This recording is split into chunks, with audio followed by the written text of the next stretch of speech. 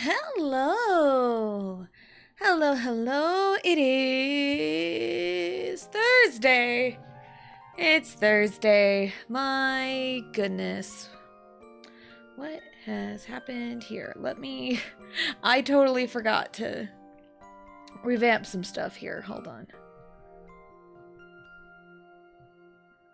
There.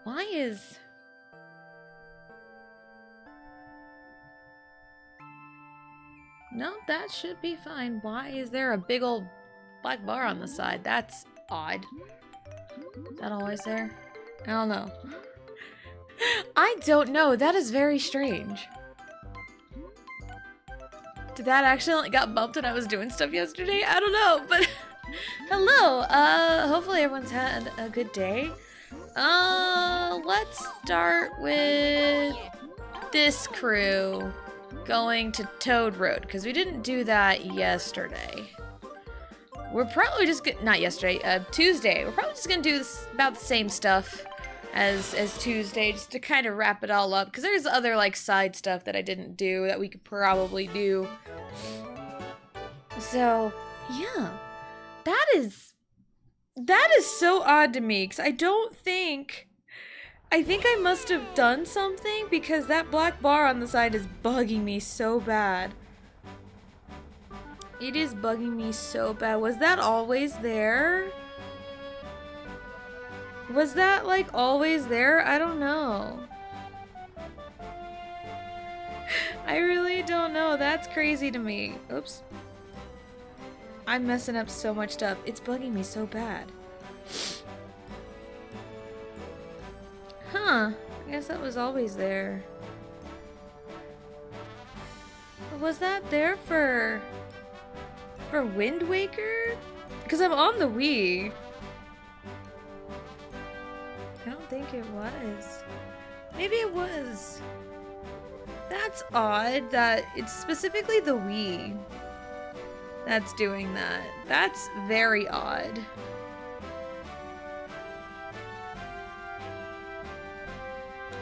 Huh. I think that's a Wii issue, not a me issue. And even on the TV, it's very black on the side, which is very strange.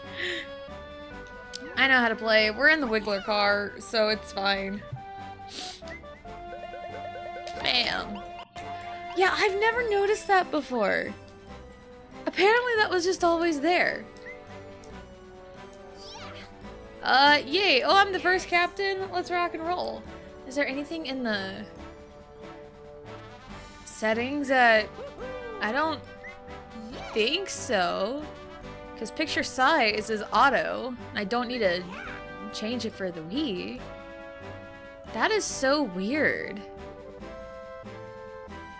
Come on, game mode on. Yeah, let's do that. Let's do that. That's just... Maybe that'll help with some... Excuse me. Some problems I've had in the past. Bam. Alright, but yeah, here we are. This will probably be the last Mario Party 9 stream for a very long time. Because I don't plan on doing 9 regularly. Just because it's so different from like the usual formula. It's so different.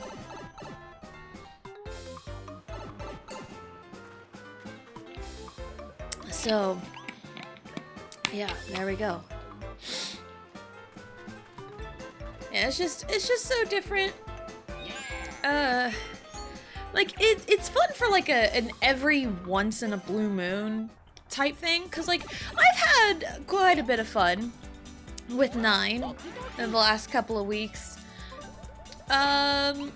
But it definitely can like overstay its welcome, cause it's like I need to figure out something to do because I didn't do all the extra stuff, and that's kind of what we're doing. We're just kind of doing a board, probably do all the boards again. Not like all the boards, but like, cause I did the Bomb Factory, the King Boo, the Beach, and Magma. I did those last time. So, alright, well, I guess. But, it is Thursday. Let me, do boop. Okay, there we go. Yeah, we're ready to go.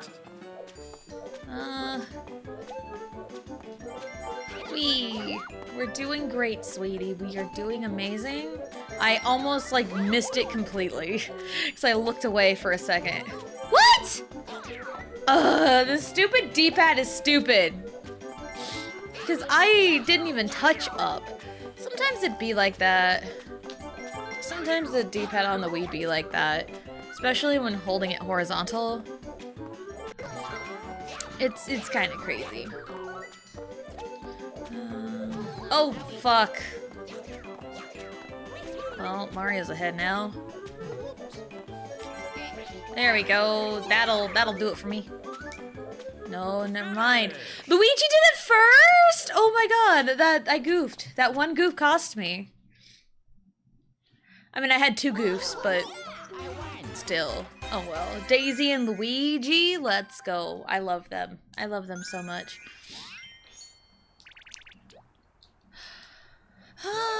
So how is... That's a goof. I know, I goofed. It's crazy. Ah! That is also how I goof. I roll ones. I'm just rolling ones and not making literally anything happen. But hello, Del Toro. Hello, hello. Welcome in. Hope you're having a good day. Man, these headphones... Like, I do like these headphones. It's just my only, like, tiny little minuscule complaint is that, like, the cord is just so long for me because I'm, like, so condensed in my setup. And the headphone cord is, like, so long and it, like... twists up real bad and it hit my arm and it bugged me. Hello, Johnny. Hello, hello. Welcome in. Hope you're having a good day. Please, I don't need tutorials. I turned off guide messages. Why am I getting tutorials? I've done this several times before. But yeah, this will be... That's 2 ones in a row, man. That's 2 in a row. Ooh, I get to pick? We played all these. I want this one. Because this one's fun. And I get to beast it. But yeah, this will be the last Mario Party 9 stream for a while. Now, what Mario Party am I gonna move on to for Tuesday and Thursday? I don't know. Haven't got that far yet. I have some ideas. Start!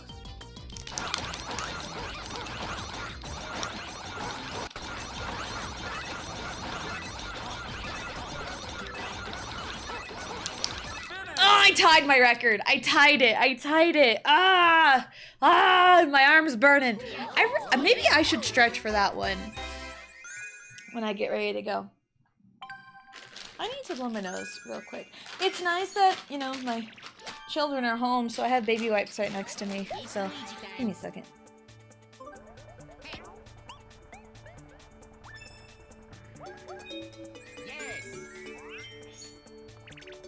And I'm back. Sorry about that. Pre-Mario Party stretches.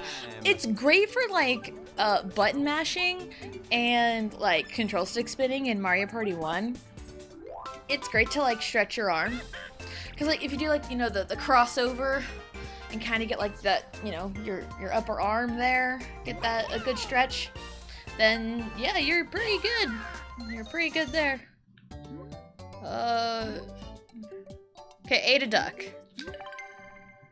Ate a duck. We're playing Duck Duck Goose. I was never really picked for Duck Duck Goose. Because, again, it's the children's game. They always pick their friends. Another one was, Heads Up 7 Up. Anyone play that one?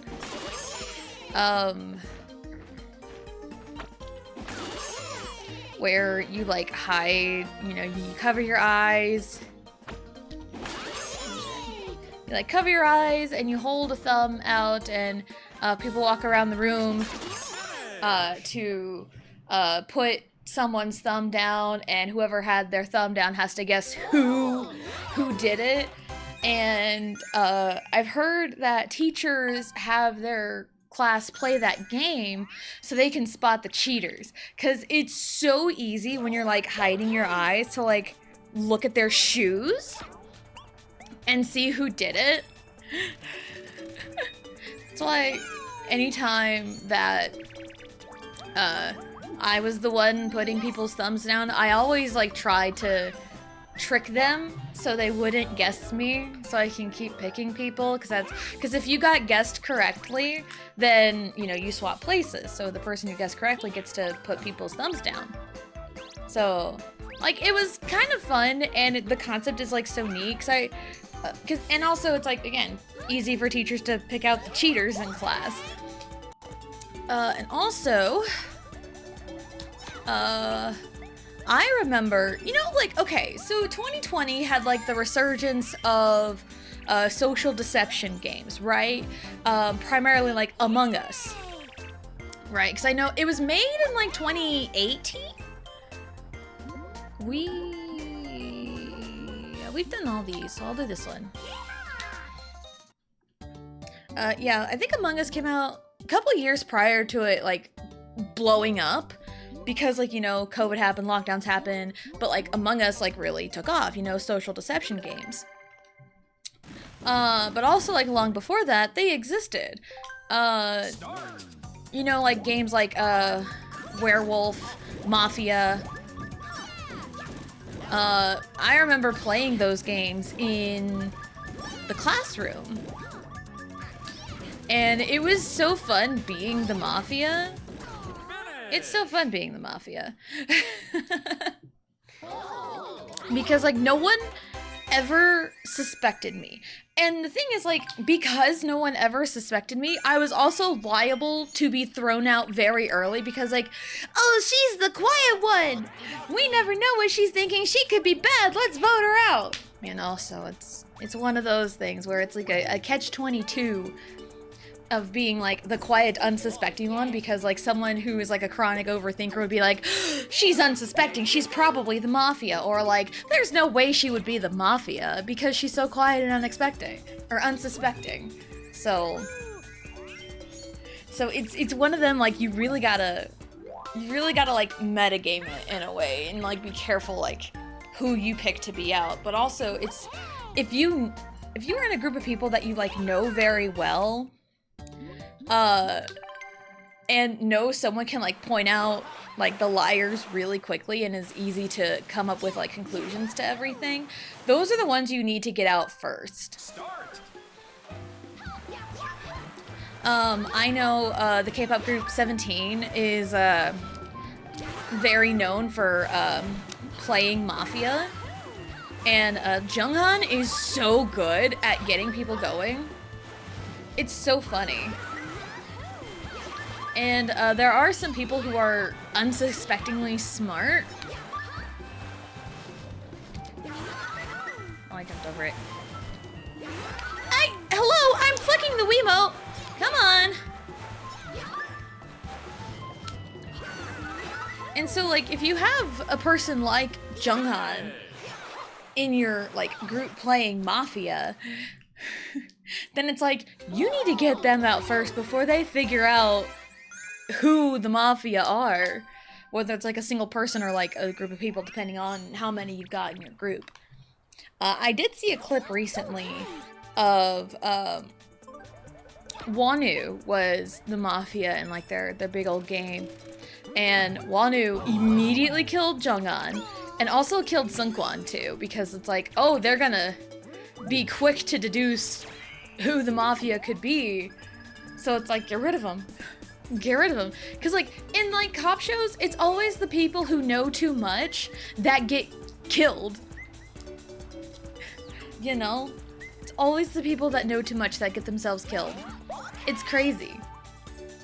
So it's like, yeah, use that logic when you play your social deception game. If they know too much, boom, they're gone, you know? But then it's like, why did this person have to die? They knew too much. What did they know? And it's all a big old mystery. We'll do that one. We've done the other two quite a bit. Let's do that one. Spike. Yeah, we're gonna fight Spike. Gotta be quick on the draw. So yeah, like I remember playing Among Us with my family and also another group of people. I think about 2 years ago. Yeah, about 2 years ago. It was really, really fun. Start.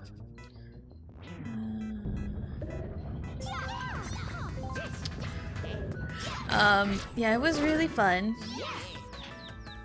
But I was always worried that I would get like super duper like competitive, because like I'm a competitive person and I usually like am super hard on myself when like nothing like goes right, and it's happened before, but if I go into like a mindset of like I'm just here to have fun and cause chaos, and it's like it becomes even more fun.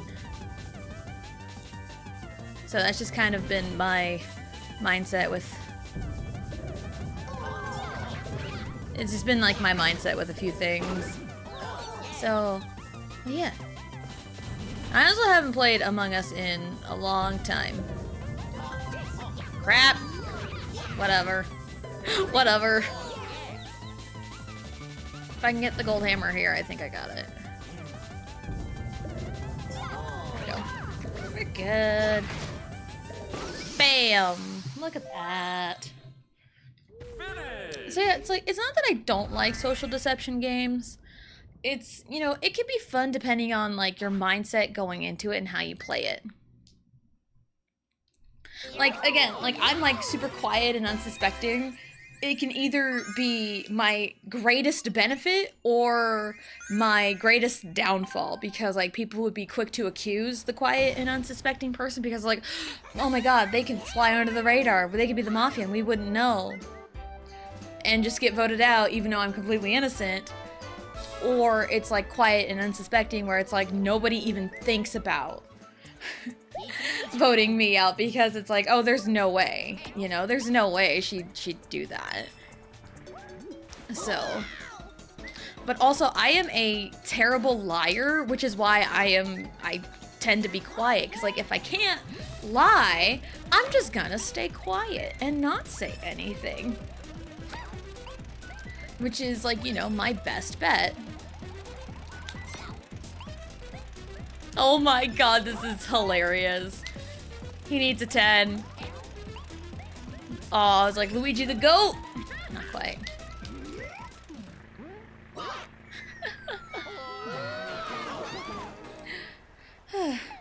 But yeah, I am a terrible liar.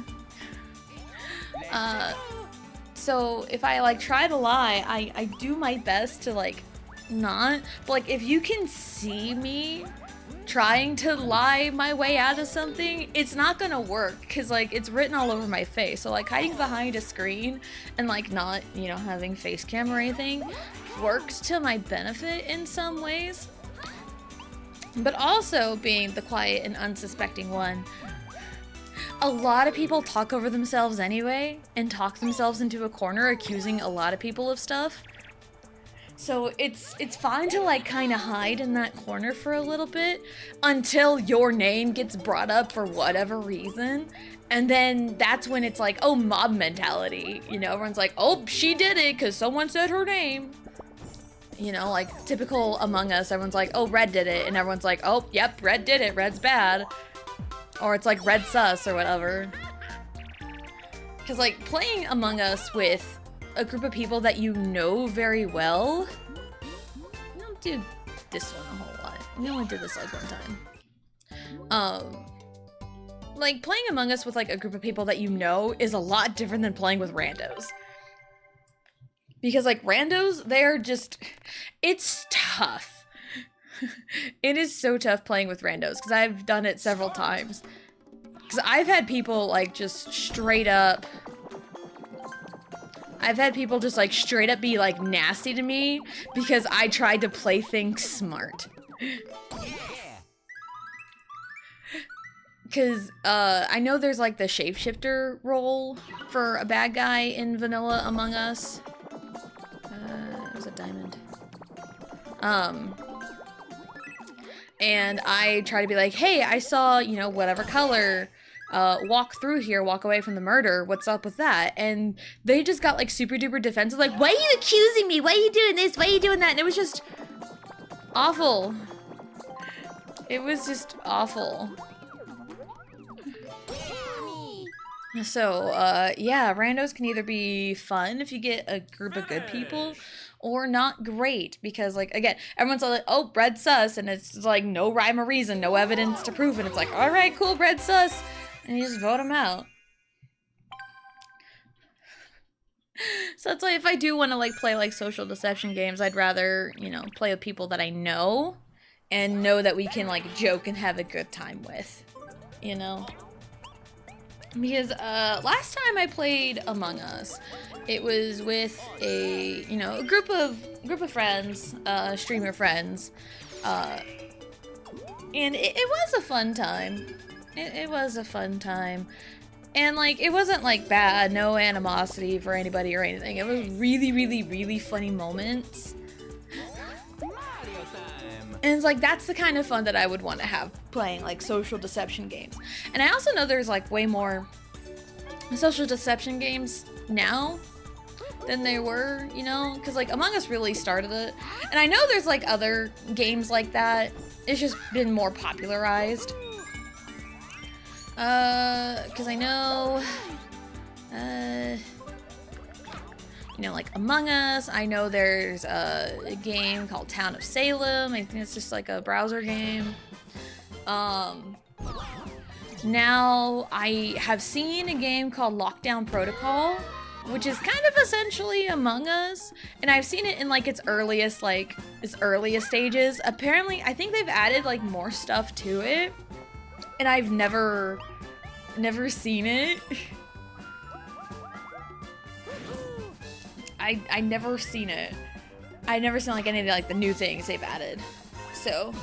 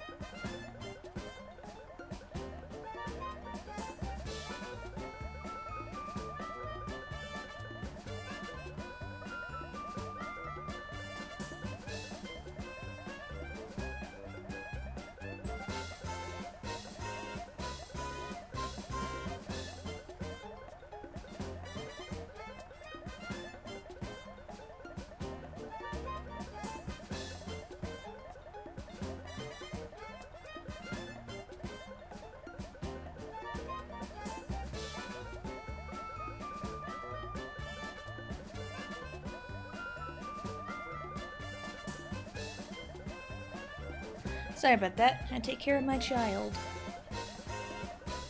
It's my turn. My hair's all over the place. Goodness. Well, big money, no Emmy. Alright. Does that get me? I think it does. Or I'm just short. No, I got it! Yay! Let's go. So yeah, I know there's like lots of like social deception games and stuff that seem like really, really fun to play. You know? Let's roll the die.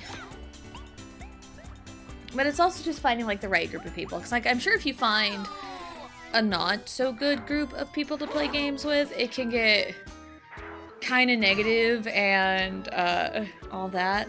Because, like, I have been on both sides of that. Like, there's been games where I had a lot of fun. Oh, that's wonderful the one time. That's fine. Because there's, like, games to play where, you know, it gets, like, super duper competitive, and people are, like, super cutthroat. And, like, there's nothing wrong with, like, competition. There's nothing wrong with that. But there are lines that you can cross. And it's horrible when those lines get crossed for you.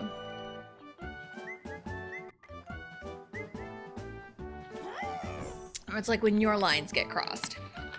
your boundaries are crossed. If that. Because I've also experienced, you know, in ways, because, like, I tend to, like, not speak up about things because, like, I'm not gonna ruin the whole group fun, you know, because I wouldn't do that. Like, if we're all trying to do a group activity and, like, everyone's not having fun, then yeah, we can all speak up like, hey, this isn't fun, let's try something else. But, like, if I'm the only one in a group of people that is not having fun, then I'll just keep it to myself because I don't want to be that one person that ruins it for everyone. Because, like, I wouldn't live with myself if I was that guy, you know? Because that's happened to me several times in my life. Goomba bowling? Alright, we'll go Goomba bowling. I say I don't like this one, but it's like, you get one shot, one chance, and it's really unfair. It is really unfair. Start. Because you get like one shot, one chance. But the game does take a while, but it is a... What the fuck? The fuck, Luigi? He just starts off with a 12, being a bamf.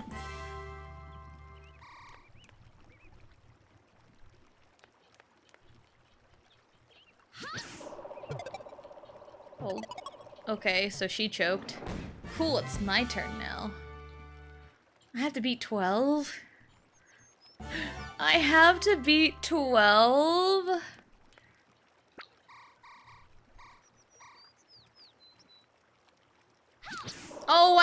Oh god, wow, I was reading the directions and I did not time that at all. My goodness, I'm so bad at that. I'm so bad.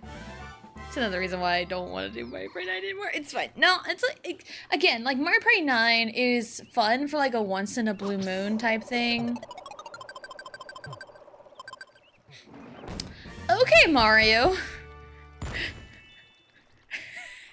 Isn't like the saying is like you're either good at sex or you're good at bowling, and ha!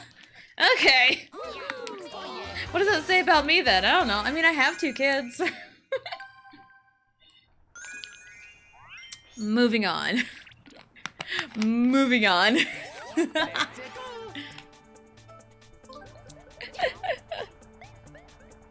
Anyway.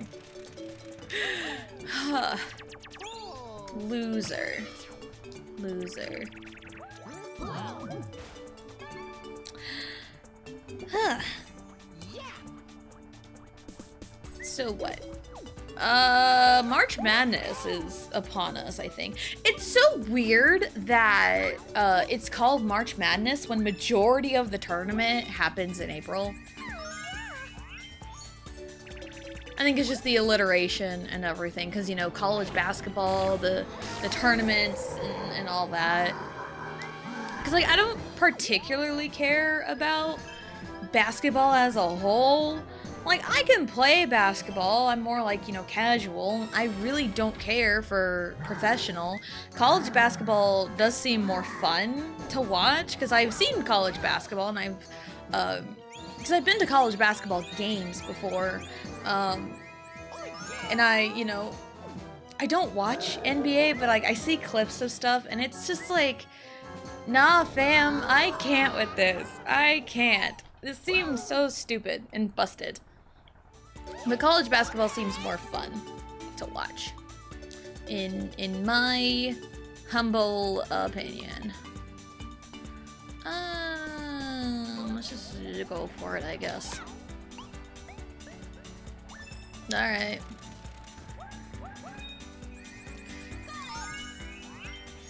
So, yeah.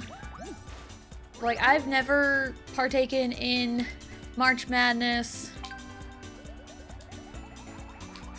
And I really don't care to. Wow, what a roundabout way to roll a 1.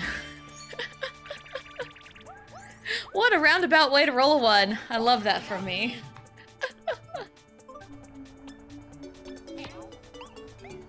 Why did... Okay, that's a choice. Unless something drastic's gonna happen. But yeah, I know I've also seen a lot of people who tend to do well in with their March Madness brackets is like people who don't care about sports and just pick teams off of vibes, which honestly, like I know which colleges tend to be like good, like quintessential like good. Like I know Kentucky's usually pretty good. I know KU usually is pretty good. I don't even know what teams are even in the stupid brackets, so it's like, okay. But like, I would go off of vibes, because that's usually what I do to like pick teams to win anyway.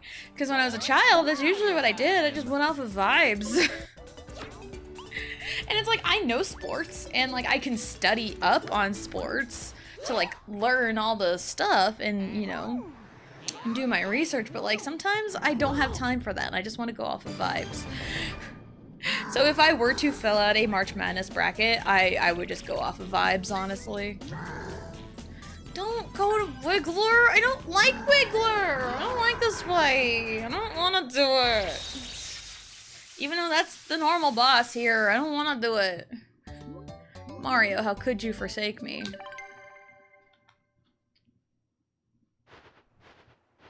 But yeah, I always have to like...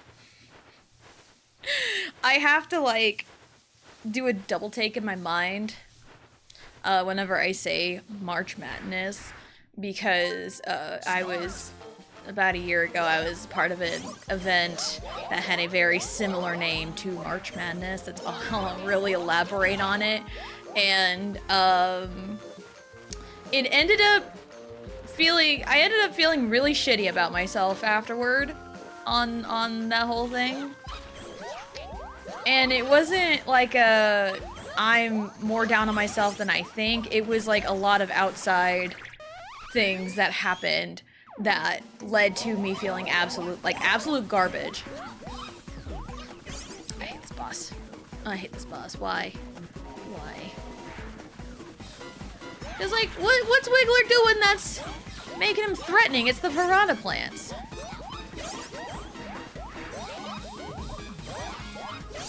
There. Yay. Woo.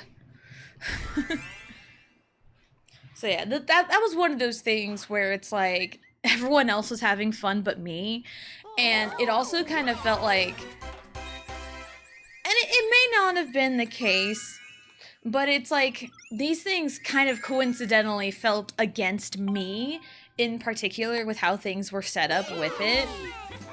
So it's like, this is kind of shitty, and like I was going through a lot of self-esteem issues because of it. So it's like, yeah, let's not. And I'm like so terrified, not like terrified, but like it almost like made me terrified to like work with other people in a big group setting like that for a while. So, yeah. I remember, Blue wanted to play a crime game with like a whole bunch of people, and she's like, hey, you should join in too. And it's like, are you sure? Are you sure you want me to play with you? And it's like a whole lot of, you know, self-esteem issues, because I have a lot of them. I don't think I'm quite the poster child for self-esteem issues, but I'm definitely on the cover art. It's like if there was like, you know, a cover, I wouldn't be like the main star, but I'd be on there somewhere. Hello, Iggy. Hello, hello. Welcome in. Hope you're having a good day. But yeah, I know there's like a lot of people probably kind of go through like a shift of like self-esteem, you know, and a character development arc, if you will. Yay, 96 mini stars. Whoop-de-doo, I did it. Look at me go. Hooray. I'm the superstar. I mean, I didn't even try. I just crushed it. Okay, I mean, that's cool, I guess. Earned in minigames, yeah. None lost en route. Or none lost in minigames. I didn't lose any en route, so that's good, I guess. Again, I wasn't even paying attention to the bonus stars. I think dice was one of them, and I don't even think I used a special dice. I had one, but I didn't use it. So, yeah, I never used it. I rolled 9 times, and I rolled several ones along the way. Stage selection, because we'll back out, reselect our characters from there.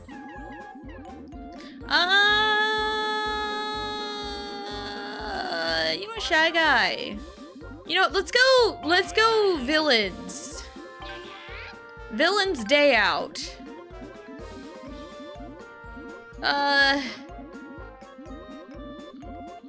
Villains Day Out at the beach. Even though, yeah, you know what, yeah, Villains Day Out at the beach. Switch to direct in 13 days? I've completely forgotten about it, honestly. I've honestly completely forgot about it. Time is just getting away from me, honestly. I've had so much in my life happen that I haven't even thought about it. I probably won't think about it till like the day before. I am curious to see, like, you know, more about it. But like, I just totally forgot about it. I'm not like super like hyped. I know a lot of people are. And beach episode, yes. The Villains Beach episode. It's like Xenoblade all over again. Speaking of Xenoblade, Xenoblade X came out today. I have no idea if we're going to pick it up this weekend or not. I have no idea. We haven't really talked about it. I don't even think we pre-ordered it. I don't think we got around to doing that.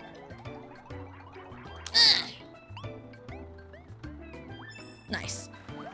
Dash, I wanna dash, I wanna run it, dash, I wanna dash, I wanna run it, dash.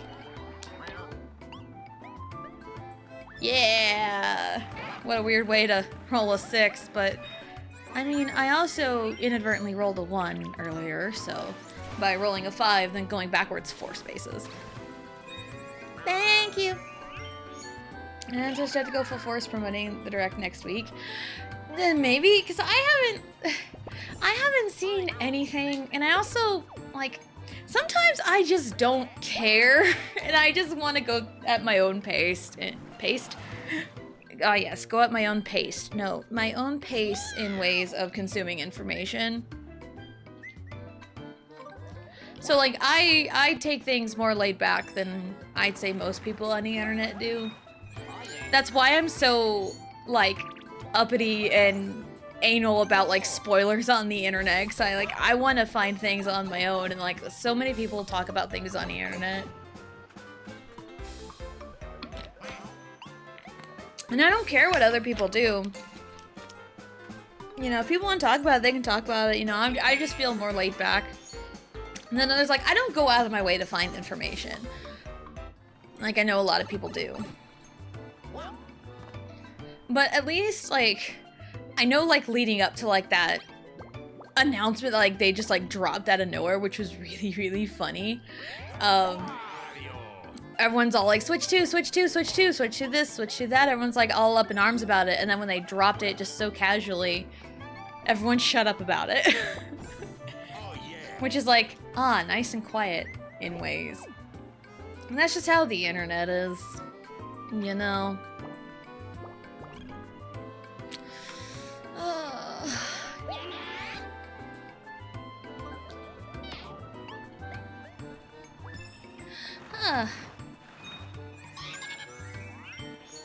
Also, I love playing as Shy Guy.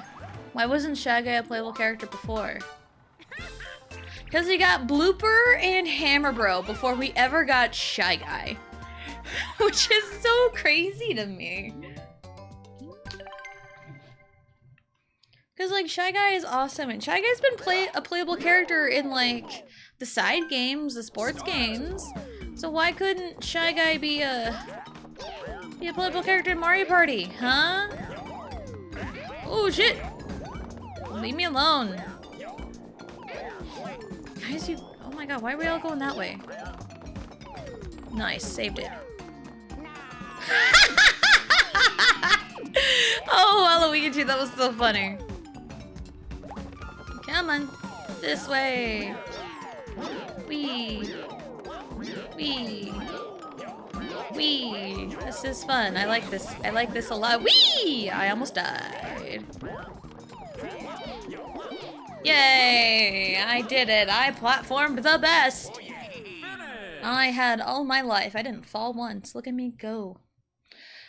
Speaking of platforming, I know I've mentioned before, and I did tweet about it. I have been playing Banjo-Kazooie on my own time. And yes, I am well aware of the differences between the N64 version and the Xbox version. If I had access to the Xbox version, that's what I would be playing first. But, I don't. So that's what I'm not playing. I have more access to Switch Online, so I will be playing. I've been playing, you know, it's a Bowser Jr. You know, I'll take a tiny loss just to play Bowser Jr. Because this is the only semblance of a 2v2 game. So, we haven't done that once, so sure. Ram into Bowser Jr. to knock him to electrified ring around the platform. Knock him into the ring 3 times to win. Motion controls. Okay. Seems easy enough.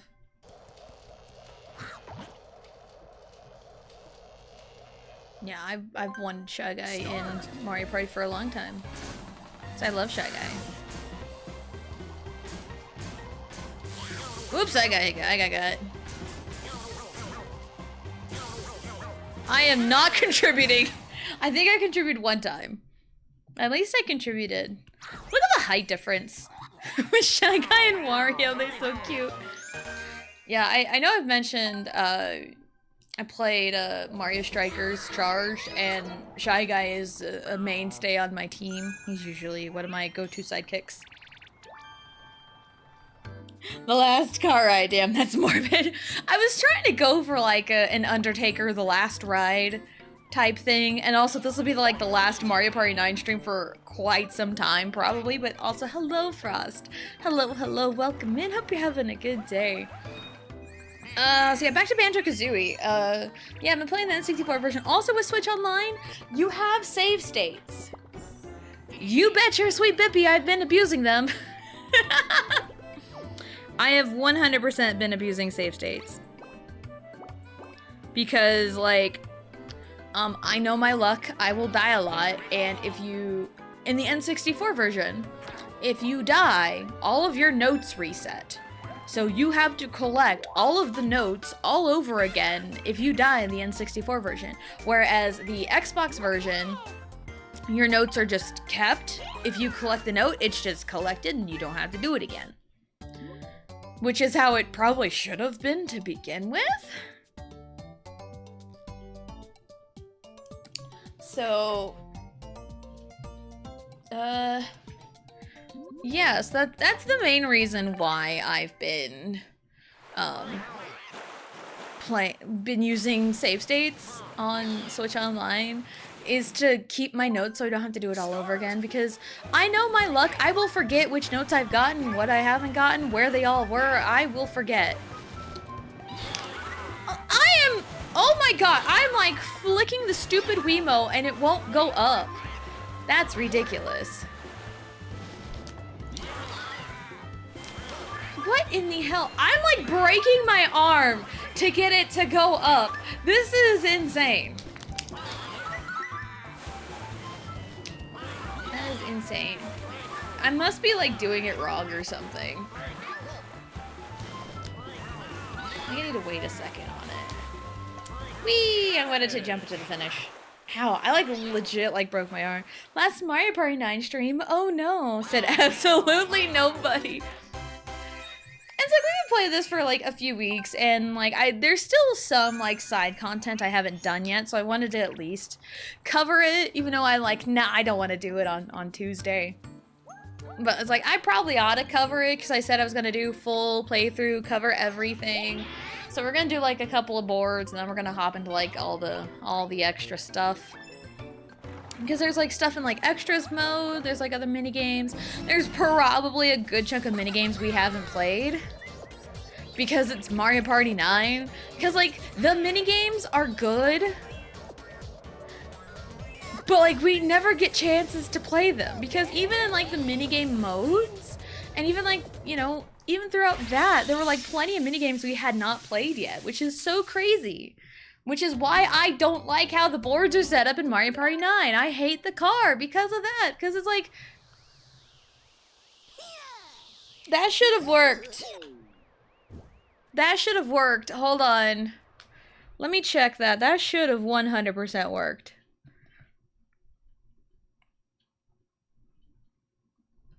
Let me turn it off. Turn it back on again. I said turn it back on again. Thank you.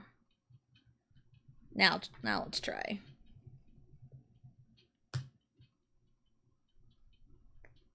Excuse me? What? It's there. MP5.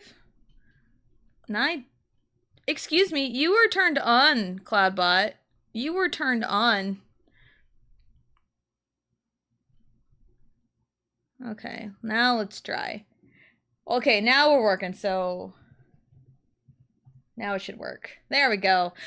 Sometimes Streamlabs is so stupid with like the commands and stuff. Like it'll clearly be on. Start. Like the toggle for like the Cloudbot will be on.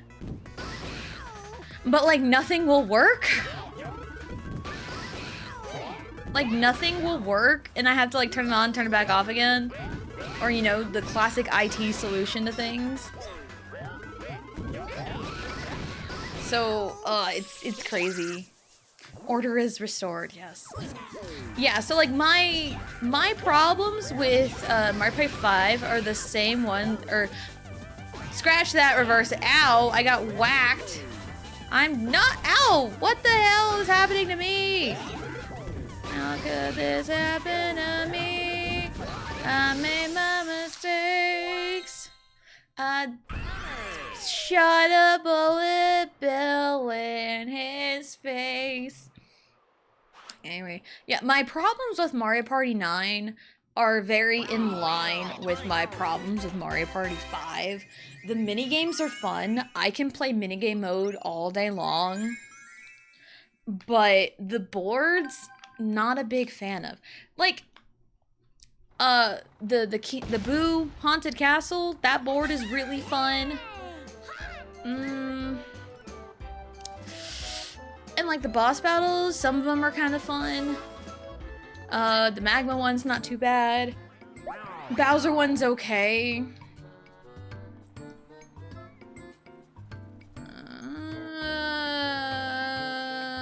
Sure. D10, baby! Alright. So that's just kind of my stance on Mario Party 9. I've never, like, it's fun if you want like a little change of pace. You know, it's fun.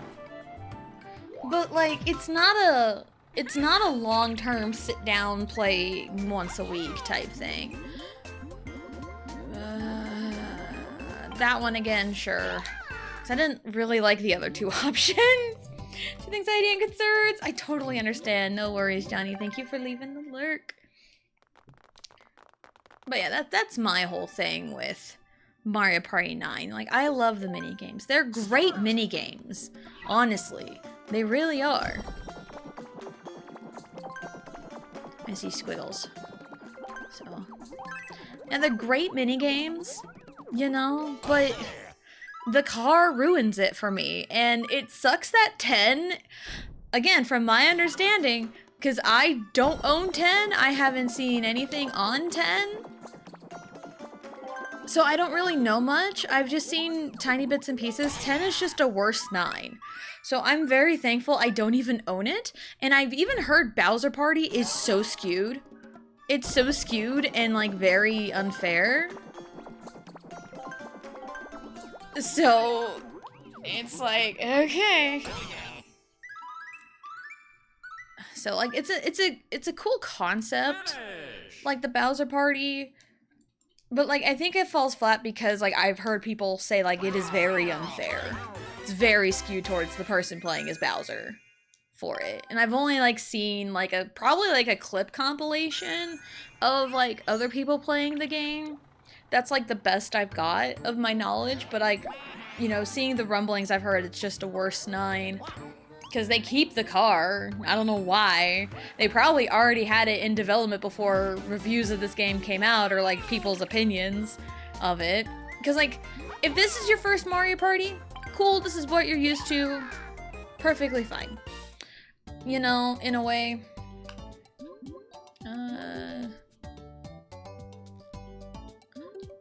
Oh, we're running, okay. Alright. Start. But like, as Mario Party as a whole, you know,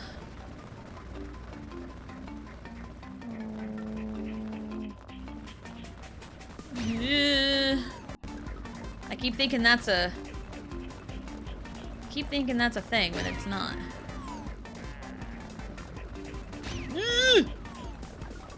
Stay on the opposite end. Everything's fine. No, no, no! Haha, loser! Not today, Waluigi. Not today, brain, not today. Set it hands up. Chingu hands up. Not anything on your hands up. Chung, chajun, balsa. It's one of the last good BTS songs, if I'm being real.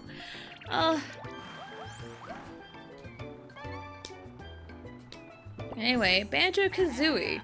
Because I keep getting sidetracked on my train of thought. Because I've been playing Banjo-Kazooie. I played a little bit last night. Because I did Mad Monster Mansion. I did the entirety of it yesterday. That place was so rough.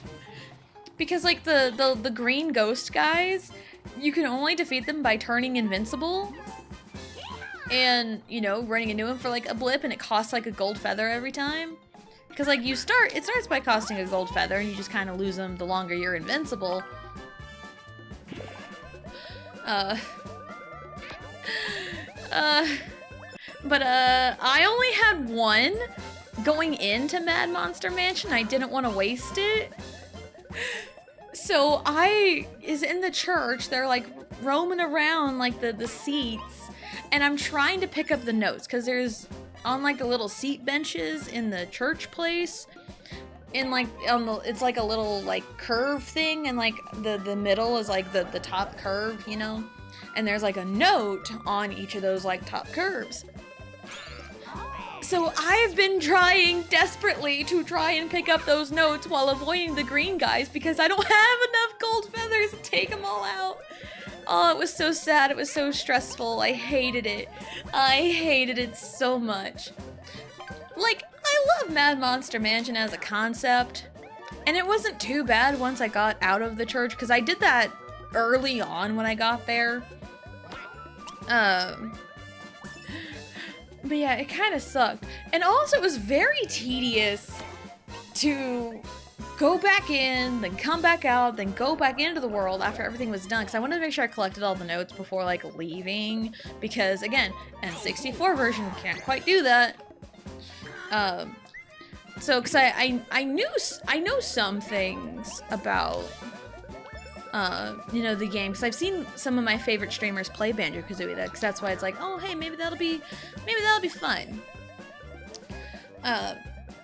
So it's like, I know some of the secrets of it, and I wanted to make sure I get everything too, just because it's like, it doesn't seem too hard to get everything, like all the hexagons, all the notes, jiggies, you know, because like there's like rewards at the end, I think, if you get everything.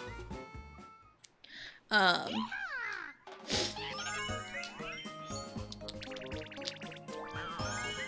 got 10 mini stars, hooray.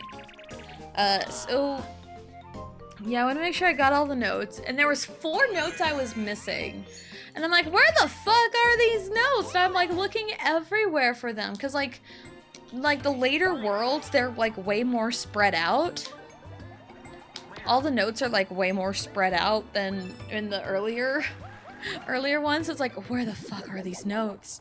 They were in the cellar. I was missing the ones in the cellar. Cause I got down there, got the Jinjo and the Jiggy, and it's like, well, you didn't look hard enough for these notes, cause they were like right out of view for me. Cause I didn't venture far enough to see the notes to get them.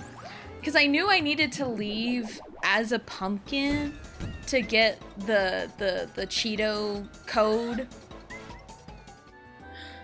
Cause there's a hole only for pumpkin. And I also knew I needed to be pumpkin to progress to Rusty Bucket Bay.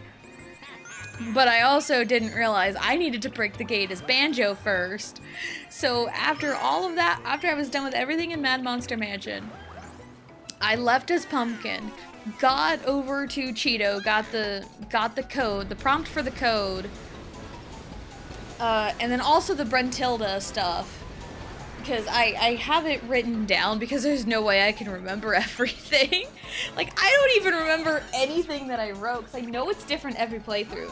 Because that was one thing that was really, really funny when I watched my favorite streamers play it for the first time, because he had like his childhood player's guide and he wrote everything down and he was like so super confident. But like, yeah, I have all of the Gruntilda answers. I have all of these, and they're the same every time, right? And no, they're not. He learned the hard way that it's different every playthrough. So I knew that ahead of time, so I grabbed my notebook, which I'm slowly running out of pages in my notebook. Because I've also used some pages in my notebooks to help Allie with her math homework. Because it's just, I could pull up my calculator on my phone to check, but it's mainly to show her how I do the work and everything. But yeah, I've got like 2 pages of the Gruntilda stuff. But I've also, it's like, I write down what is, you know, in the fancy font. I write that down, skip a line, write the other one down, so I just kind of make lines, and I make sure it's just enough information I can probably pick up, you know, what it needs in the question for later on in the game. So, yeah, I've got all the Brentilda stuff written down in advance. So yeah, I knew I needed to be pumpkin before going over there and getting the Cheeto stuff, so I just did that all at once. So I wrote that down, came back into the area to go to like the little shack hut place. And yeah, I realized, oh shit, I needed to break the gate as Banjo, so I had to run back into the world. Go change back to Banjo. Go change back to Banjo. And become Banjo just to break a gate, just to go back in and become Pumpkin again. And then I had to turn back into Pumpkin to leave. Yeah, you go through a thing, you gotta turn in... you gotta break the gate as Banjo, go back, turn into Pumpkin, because, like, the door's locked, but there's, like, a little tiny hole in the door that is pumpkin size, so you gotta run back in, turn into Pumpkin, come back out, you go in the little shack, Mumbo's there for whatever reason, and you change into Banjo just to hit a switch to raise the water level to help get into Rusty Bucket Bay. Then you gotta go turn back into Pumpkin and just fucking leave. Oh, it was so tedious. It was so tedious to do that. And I love the pumpkin. I think the pumpkin is my favorite Mumbo transformation. Pumpkin's probably my favorite because it's so cute. It's so tiny and round and cute. It's just a pumpkin. It's a pumpkin. It's so cute. But man, that was so annoying to deal with.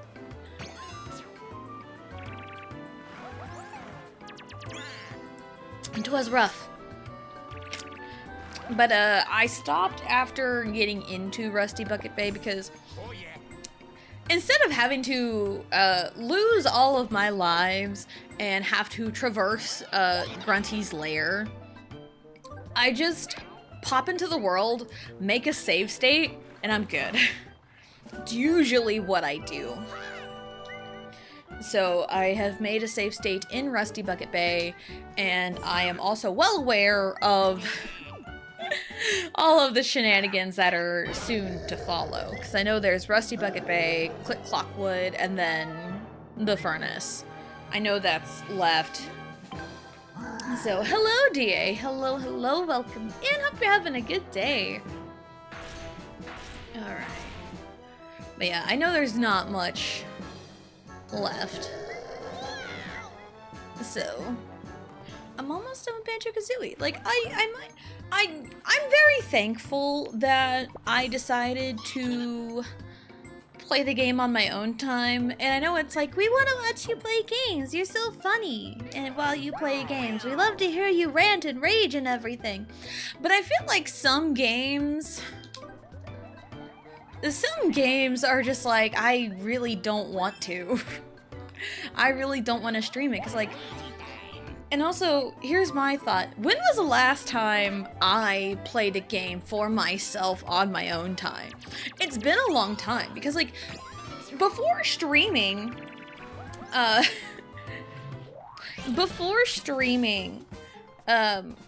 this is usually the time frame I would play games anyway, so it just kind of, you know, overlapped with each other, and I can just, you know, stream and hang out and chat with Chad, and you know, everything will be all hunky-dory. But also it's like, I hadn't played a game for myself in a long time, so I wanted to do that, but it's like, what should I do? And yeah, that is what I decided to do, play Banjo-Kazooie. Also, there are a lot of rage and moments of irritation, mostly with the swimming. My god, the swimming is atrocious in Banjo-Kazooie. It is bad. It is bad. It is so bad in Banjo-Kazooie. That's a yep, yes. Yes.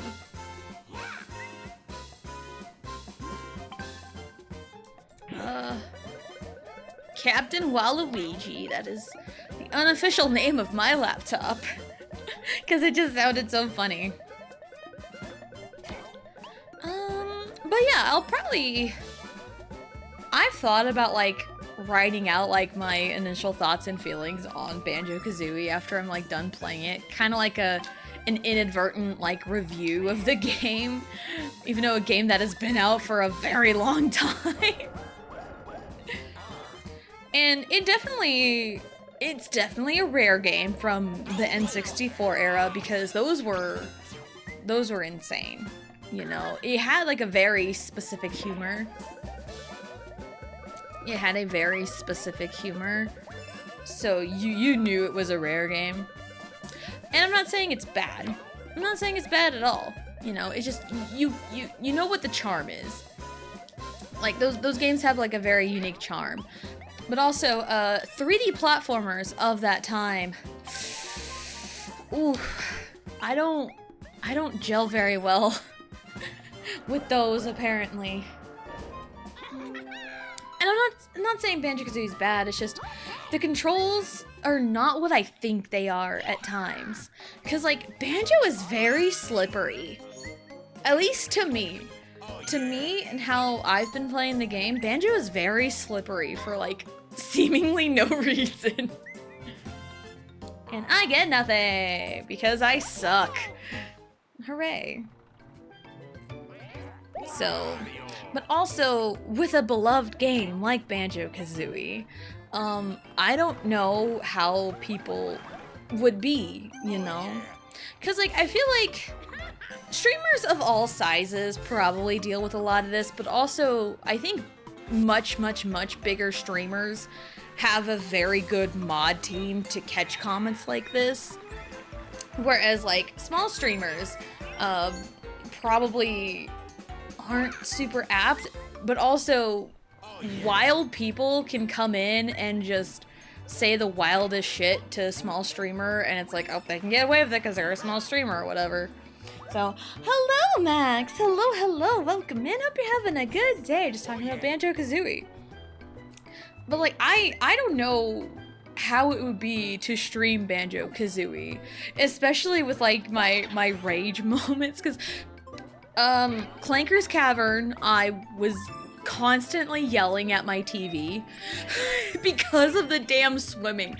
The swimming is so bad in Banjo-Kazooie. Oh, it's rough.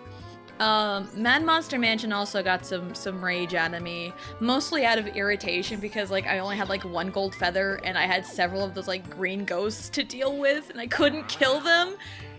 So I've been trying desperately to get notes while trying to avoid them. Oh, it's awful. You're doing great? Awesome. I'm also doing fairly decent, I guess. It's Thursday. Nothing really special is happening. Just normal day. Yeah, some of the stages could be a pain. Mainly the damn boat stage. Oh, Rusty Bucket Bay. I just got there. And I know it's gonna be a pain in the ass. So I'm not looking forward to it. But yeah, it kind of inspired me to, like, pick it up and play it. Was like I watched some of my favorite streamers play it about 6 months ago. Ish, I think.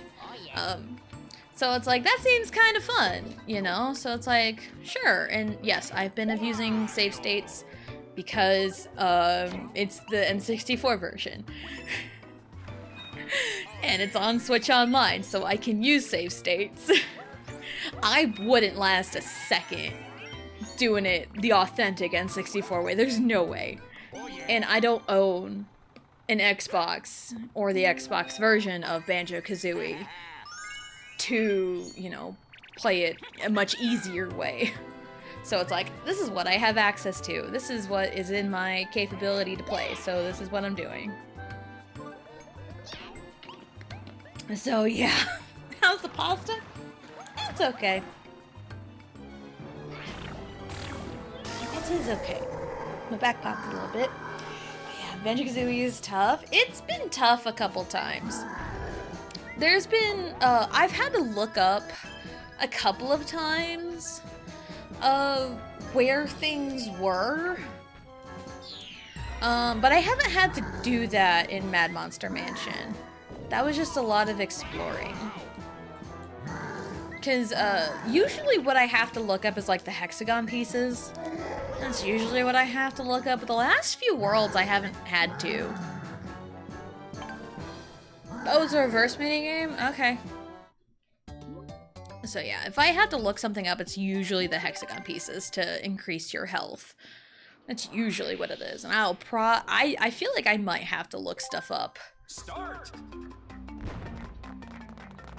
Goodbye. I love reverse minigames, they're fun. But yeah, like, I have had fun in Banjo-Kazooie so far. Probably my favorite world so far that I have, like, played and had fun playing is probably Freezeezy Peak. That is probably, like, it's an ice world, it's a snow world, there's ice physics and everything.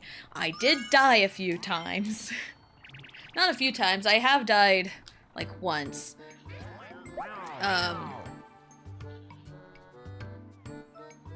Let's end it. But that was probably the most fun I had playing in a world.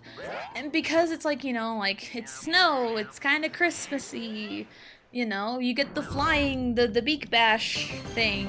And it's really fun, even though if you whiff, it does damage to you if you whiff. But that one's probably the most fun I had. This one, because I can. So yeah, Gobi's Valley wasn't too bad. I just don't really like desert areas a whole lot. But Gobi's Valley wasn't bad. Freezeezy Peak's probably my favorite. Clanker's Cavern kinda sucked. It kinda sucked. I think it's just a lot of swimming, and I hate swimming. Mad Monster Mansion, it was more irritating than anything, looking back on it. But I could probably give out my full thoughts on the entire game probably after I beat it, because I am in Rusty Bucket Bay. So it's gonna be fun. Music of the last stage. They always make me chuckle.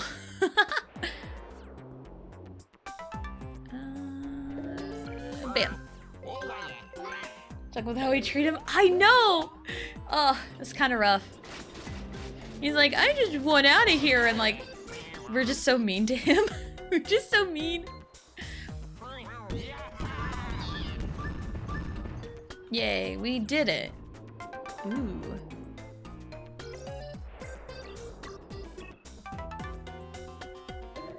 Oh, fuck! I meant to hit 2! Shit!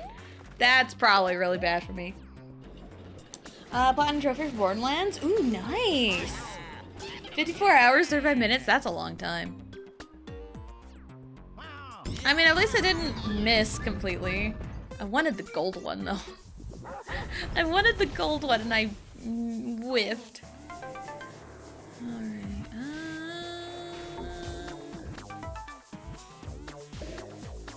Shit! Why do I do this to myself? I'm never like this. Welp, goodbye world, or not. Okay, that's fine. At least there's that recovery, because it's like one person is guaranteed to hit Chain Chomp now. Okay, let's actually pay attention.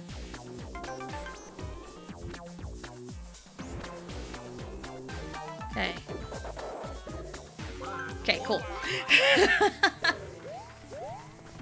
But yeah, maybe I will like write up like a nice little blurb about my experience with Banjo-Kazooie. Because I thought about doing that, it'd be really fun.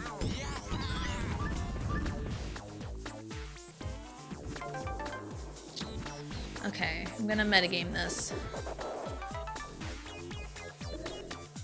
There. Okay, let's do this. Cool. Because that should be enough health for...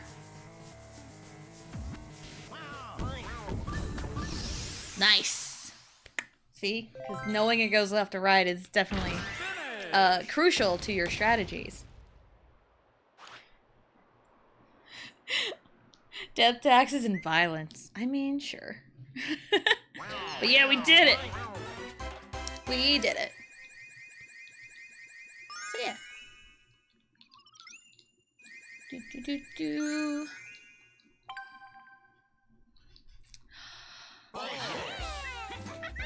So yeah. I'm getting closer to being done with Banjo-Kazooie. Getting closer.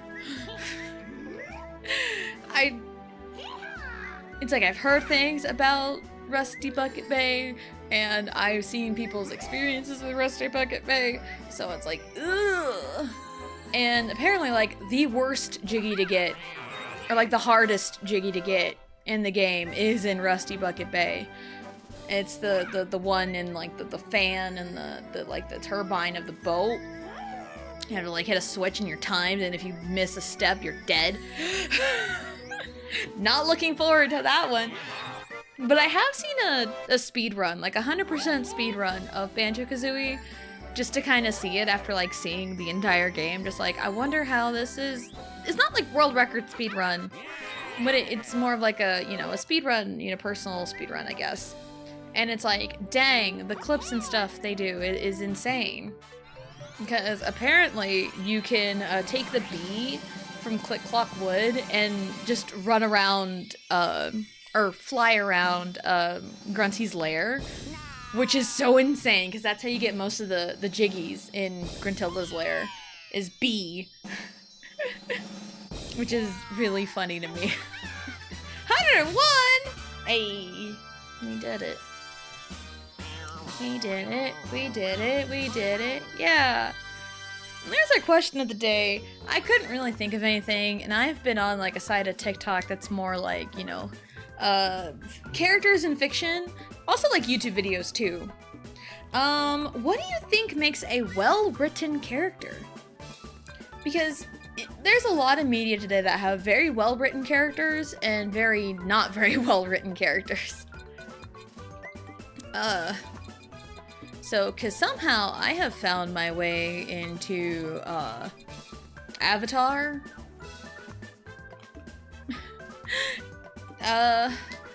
Avatar and like Legend of Korra TikTok, and there's like a big ol' debate on like who's better, Aang or Korra. Let me do one more. We'll set up one more. I'm gonna go Koopa. Gonna have green team.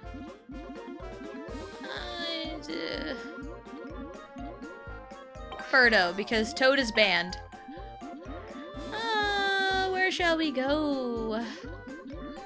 Castle, because I can. I love this place. It's my stream. I can do what I want. But yeah, I think a well-written character needs to have like some kind of relatability and like depth. They can't be like one note, at least on the surface. One of my favorite things is like a character that like appears one note on the surface, but then you get into like their backstory and everything, and it's like, oh my god, there's more to them than I thought. Like, you know, like the big, like, you know, big dumb brute, right, quote unquote, is like, oh, they're like super duper strong, you know, and like one brain cell, you know. But like, you look into their backstory, it's like, oh my god, they had like a very tragic backstory. Like, all their friends died when they were little, and that's why they're all big and strong, or like they do it to protect their heart and to not get heartbroken and everything. It's so cool to me to see like the depth of characters. So I always like look at like everything. And because I know there's a problem with some written works of like, the term is like Mary Sue. And I've also heard the male equivalent called Gary Stu, where it's like your character is just like too perfect. They have no flaws. They do everything perfectly on the first try. They're painted as a badass. And that's not necessarily the case, but like a badass that can't like back it up. So that's usually a thing with like, you know, Mary Sue's, and it's usually fictional women that get the Mary Sue stuff. And I'm not like hating on women, but it's like sometimes the characters they write are just not it. They're just not it, fam.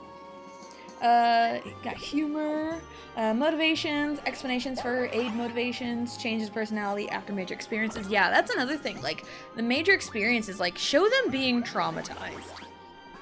I remember,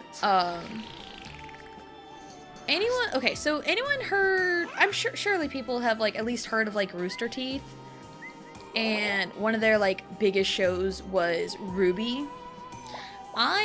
A friend of mine kind of got me into RWBY back when like volume 4 started, because like I, you know, essentially like binged volumes 1 through 3 and then started 4, and then I kind of dropped it after 5. I kind of dropped it after volume 5 because it just didn't really interested me anymore in a way. And it's like nothing was like going like the way I had hoped, because like my biggest issue was with like Yang. We've done that one. That one works. And it's like, spoilers, she gets her arm cut off. She gets her arm cut off because she like rushes into action and she gets her arm cut off. And there's volume 4 kind of explores the PTSD from that, but like that's really it. There's really just like a short burst of her of like exploring those feelings of like, you know, losing that limb and like, you know, the repercussions of her actions, you know, can't use that arm anymore. But then there's really nothing else. Once she gets like that robot arm, boom, she's cured of her PTSD, and like that's not how that works. I wish they would have like explored more of that. You know, explored more of like the emotions, the mentality of all of that. You know, I really wish they would have explored more on that, but that's like a personal thing with me, and that's like, ugh. But I will say, Weiss was my favorite out of the 4 main girls. Weiss was my favorite. I'll tell you that much. I got it for said motivations. Gotcha, you're good. Make some fried chicken. Love that. All right, cage match. Following contest scheduled for 1 fall is a steel cage match. 2-on-1 handicap cage match. Catch Bowser Jr. as he climbs around the fence. Hit Bowser Jr. from the other side of the fence to temporarily stun him. What are we doing? 1 revolving door. Switch sides of the fence you're on. So what are we doing? Oh, we just need to catch him? All right. Seto Kaiba to me is an example of well-written and performed character. Yeah. Sometimes people flub on protagonist. Sometimes people flub with like writing protagonists. Oh, come on, Koopa. Koopa. Oh shit. Mistakes were made! Ah! We couldn't get him. Koopa, you were just following me the whole time, bruh. Like, people like tend to like flub on like a good protagonist and like have all of their like good character traits and like well-written character traits to like the side characters. And that really sucks. That really sucks. And the thing I've ventured on the side of TikTok where it's like, oh, Legend of Korra, like Korra versus Aang. Because there's like a group of people that are very gung-ho saying like Korra is so much better than Aang. But the TikToks that I've seen go into it with like, you know, the receipts, if you will. Aang had to like, and again, I've never seen Avatar beginning to end. I've seen a good chunk of it, but I've never seen like that last book. Like book 3, I've never seen it. Like I've seen clips and bits and pieces, but never like the whole thing. Aang had to like learn how to master all of the elements in like less than a year. And he was like, you know, trained by like the best of the best, which is what the Avatars should be. And then Korra is also like trained by the best of the best, allegedly, but then she still gets her ass kicked. Apparently. It's like, I've never seen Legend of Korra. All I know, I've seen clips and what people talk about. So I'm probably not like a good source to talk about like, you know, the extent of like how bad Korra is as a protagonist and as a character. But from what I hear people talk about and like the clips I've seen, they really fumbled hard with her writing. And sure, it's cool to have a badass female character, you know, who can hold her own in a fight and is like, you know, really cool. But you gotta have depth. Like, if you have a character who thinks they're hot shit and gets their ass kicked constantly in a fight, there needs to be like some growth. Like, pull back. It's like, maybe I'm not hot shit, and they go through like a whole character arc. Hop from Pokemon. That is a very good example of someone who, I wouldn't say Hop thinks he's hot shit. That's like just a parallel. Someone who thinks they're like really good, but then gets humbled in a way where they pull back and like rethink everything, and then they come to their own. So it's like one of those. And it's like, if Korra had something like that, then maybe she could have been better as a protagonist. One thing that I've heard, something about like a spirit gate that is like inherently like bad. That is inherently bad to open, and she did it anyway. like, she was, like, told numerous times not to do something, and then she just does it anyway. That's not great for a character to do unless you're gonna have them go through, like, this redemption arc.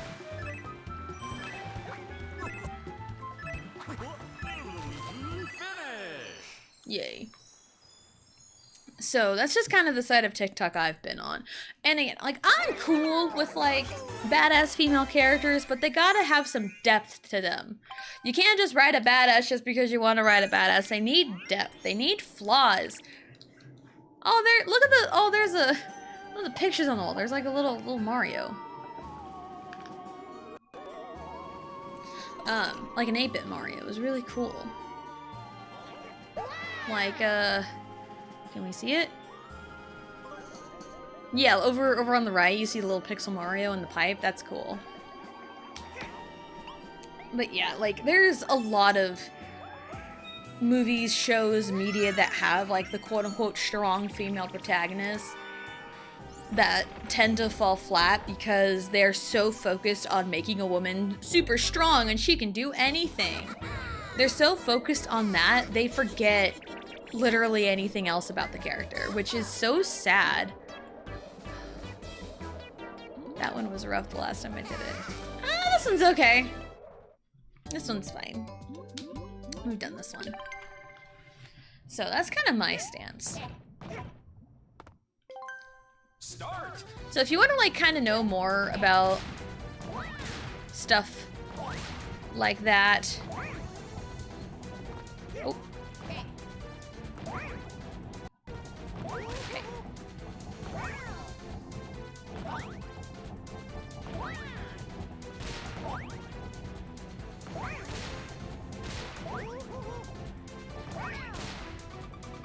Okay, we got more seconds.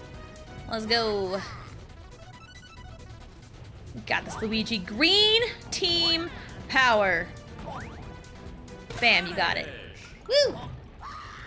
Start beef with Tessa? What? Why would you start beef with me? Why would you do that? Why would you do that?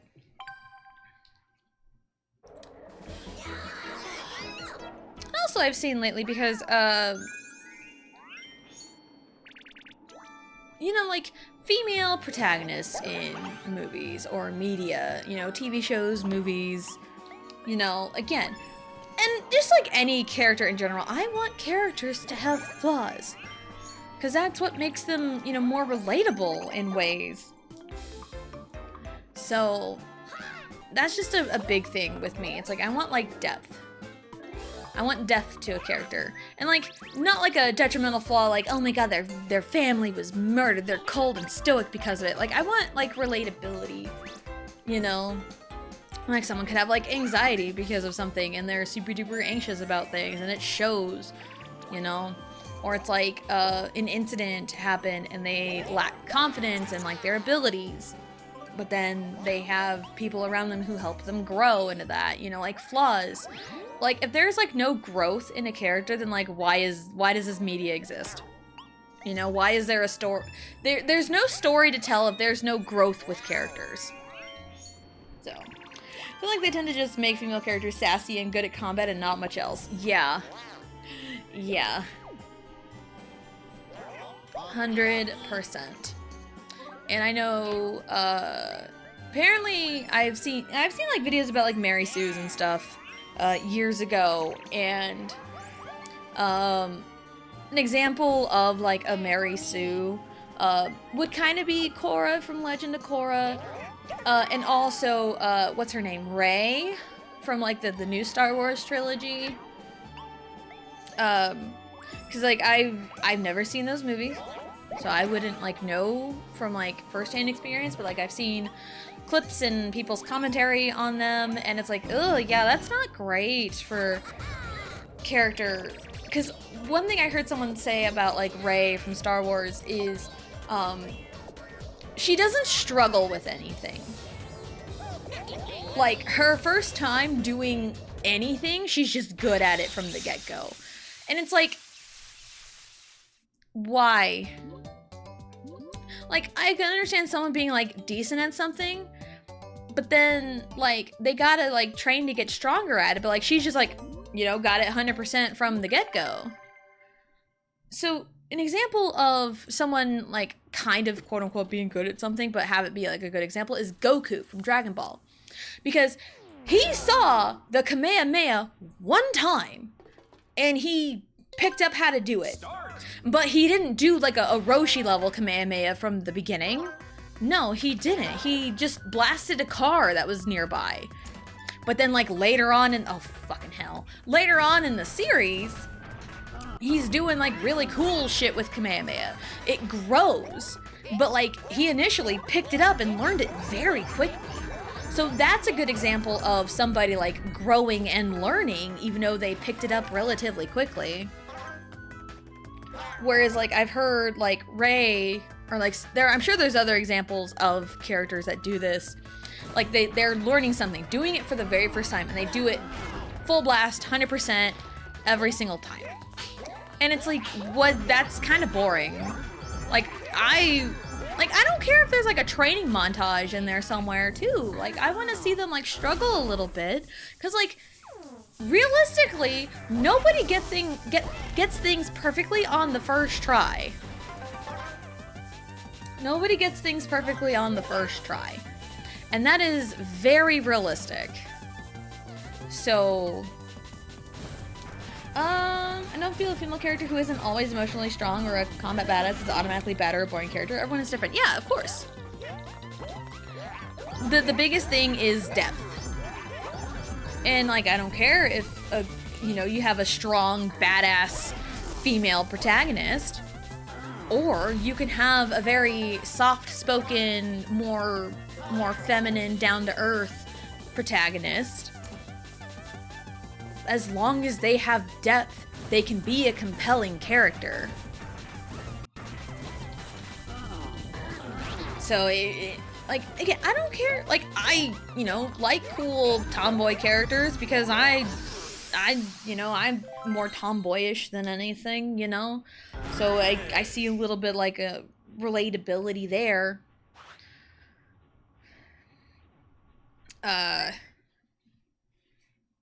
But like, sometimes the tomboy badass character who does well in fights or whatever, those are the characters people kind of make fall flat at times, because like femininity is boring, and it's not necessarily boring. Like, I'm not a girly person at all. I'm not like super duper girly, but being girly and feminine is not all that bad. Example, look at Elle Woods from Legally Blonde. Never seen the movie, but I've seen clips, and she's a badass. Because she applies her knowledge of things where it matters, and it's like, she does great things. So it's really, really cool. So you have beef with Twitch? Yes.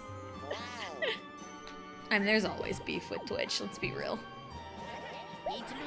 So, and this just goes with like any character whatsoever. Male, female, all the above. Like, it really doesn't matter as long as there's depth to the character. Like, there could be pretty good male protagonists that are varying degrees of personality, but they can still be very well written. Feels like female protagonists in this day and age kind of get lost in the sauce, if you will, because if you list their character traits,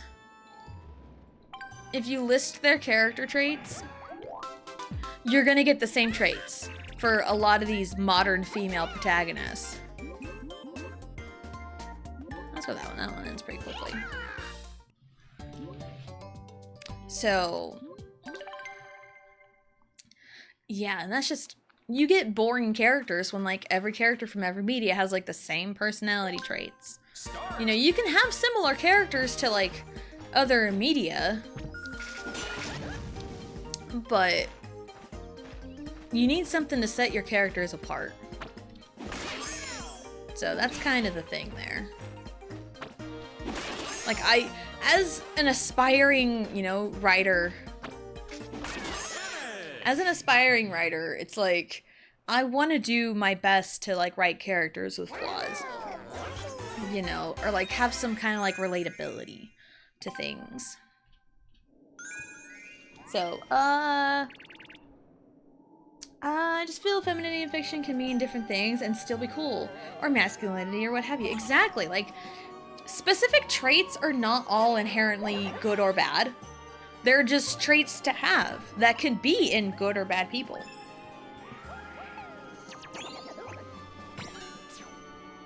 So, again, just because I am not very girly doesn't mean I can't appreciate girly characters in media. So, and there you go. I could just appreciate very well-written characters in any kind of media. Hello, Blue! Speaking of, like, writing and stuff. Because, hey, a new chapter of Crown of the Alchemist dropped yesterday. I hope you all read it. Hello, Blue. Hello, hello. Welcome in. Hope you're having a good day. I've been troubleshooting for 3 hours. I just went to Best Buy to buy a new cable for $20 and it still isn't working! Oh my god. I'm plugging everything and trying once more. Blue, I am so sorry. Did you like it? It was good. It was good. We got a little reveal at the end of a big bad, a very big bad energy, I will say. Very big bad energy. It got everything across. Also, I'm a beta reader, so I know all the stuff. I have the knowledge. I have the knowledge, but it is really cool to see it all come together in the webtoon format. It's really cool. Because, like, reading it, like, reading, like, novelized chapters and, like, outlines and stuff, like, using the words, like, I have, like, my own, like, visualization in my head, so it is also kind of cool to see the actual creators' visualizations come to life. So it's really cool to see, like, kind of the differences and, like, how, like, I would visualize something versus how, you know, the actual creator visualizes it. So it's good. I like it. I just want to play Xenoblade. I feel that. I feel that so much.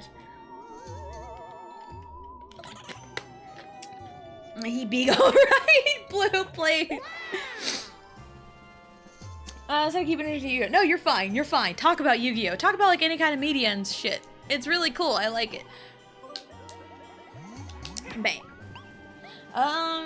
My Valentine and Tay Gardner are completely different vibes, both cool. Exactly! Exactly!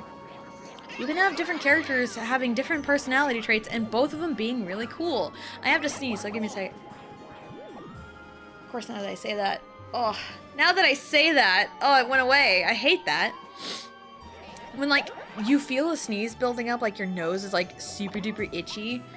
And it's like, oh god, I have to sneeze. And then once you start thinking about it, it starts going away. Which is, like, the worst feeling. Because it's still there. It's still lingering in my nose. But yeah, I try my best to, like, write compelling characters, even with, like, it's like, oh, they've got flaws. Even, like, my stories are, like, shorter. Because, like, I would love to write, like, a grandiose, you know, media like Crown of the Alchemist. I don't have enough ambition for that, but also, like, I write as a hobby more than anything. So I was like, I would love to do a grandiose plan,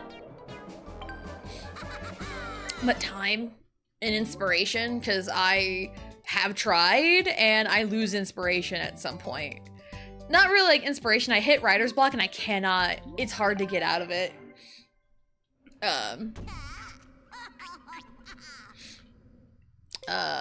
Start. But I do my, oh, it's motion. Haha! Oh no, you hit me! Don't hit me! Oh, I tried to lead my shot. There you are. Haha! Sucker.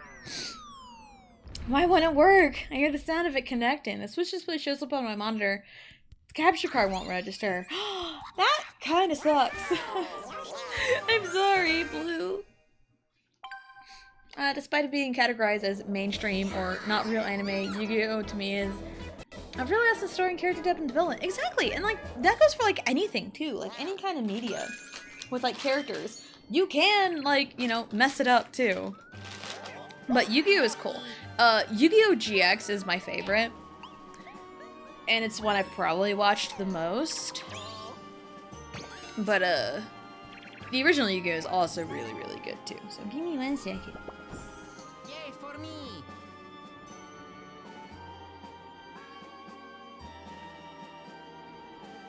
Did not sneeze, but had to blow my nose. So yeah, kind of even going back to like fan fictions that I've written that we've read on stream. The latest one we did was Crowned by Chaos. That's the Seungmin story with Yura. And it's like Yura's that one's good. I like that one. Yura's flaw is like, you know, she's just very brash and just very quick to react. Like, she can come up with like good plans, but like she's very quick to react and very like kind of stuck in her emotions in ways. Seungmin is just more like lethargic, and it's like, no, man. So it's like, you know, the opposites there. One off the top of my head is like the Bride Operation. You know, you got Bang Chan, your hotshot mafia boss, who thinks he can have whatever he wants, and but it gets pulled out from under the rug from him. And then you have oh, what's her name? Taehyo. You have Taehyo, who is not very trusting of other people, but is forced to ask for help. Is forced to ask for help with things, and she doesn't like it, but she quickly warms up.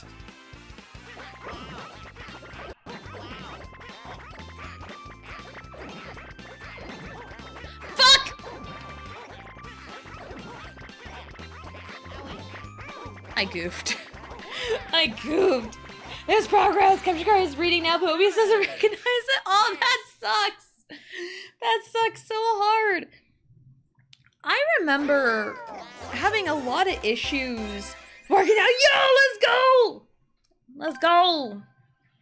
I remember, I mentioned this event briefly because I was talking about like March Madness and stuff earlier, because I was part of an event about a year ago that had a very similar name to March Madness. I remember having trouble getting like my video capture to work to get onto their stream. I had a lot of trouble with that, and that contributed to like a lot of my problems and like my oh fuck, what did I? Self-confidence.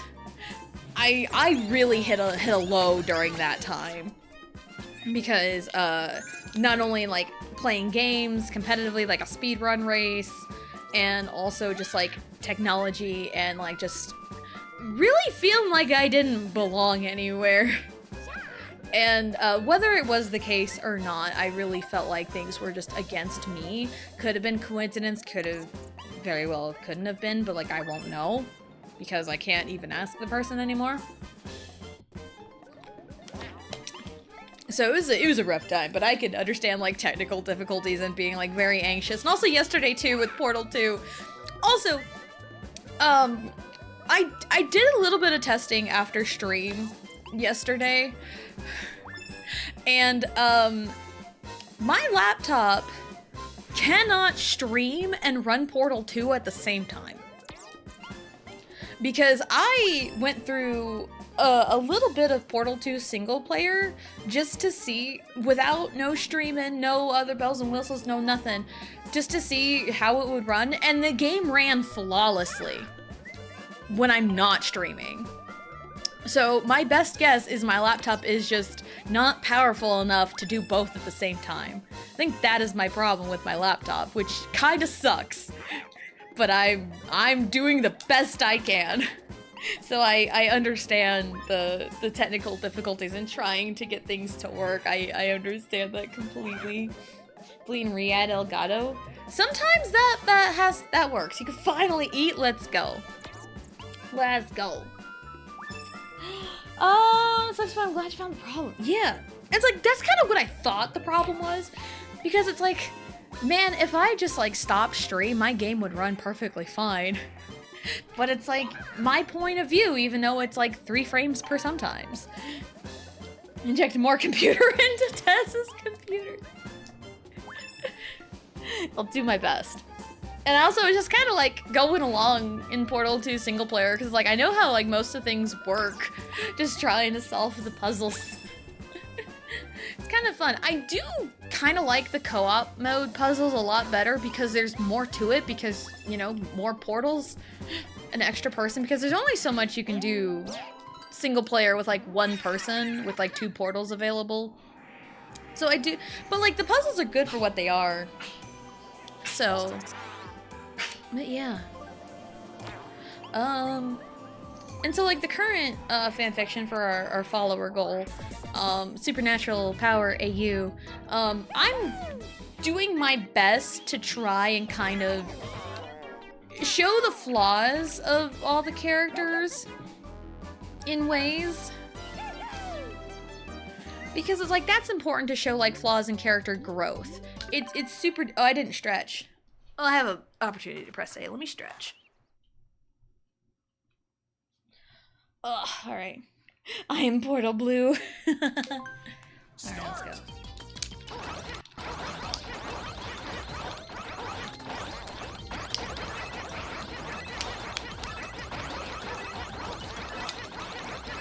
I stopped. Why did it stop so many times? I even stretched and I did worse. What the heck? What the heck happened here? I mean, it was a battle. I still won, so... I mean, it's whatever, I guess. Food that Tessa does not like, probably. More than likely. I had mozzarella sticks for lunch today, because that was what I had with the clean dishes I also had. So... yeah.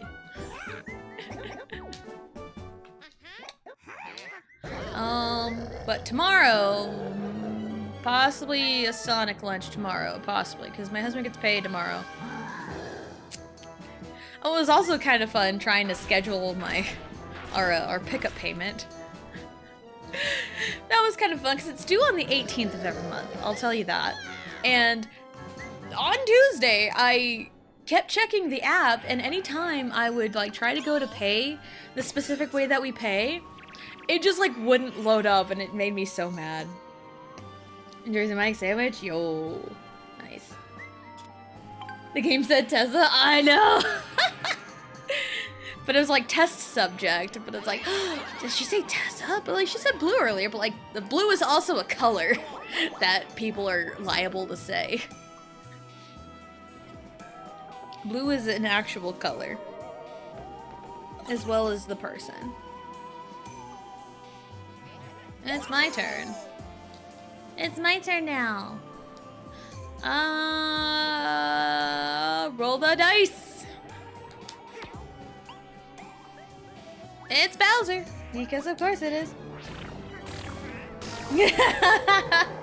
Kansas, I got Kansas mics. Ooh, reverse minigame. Do it. Oh fuck, that's rough.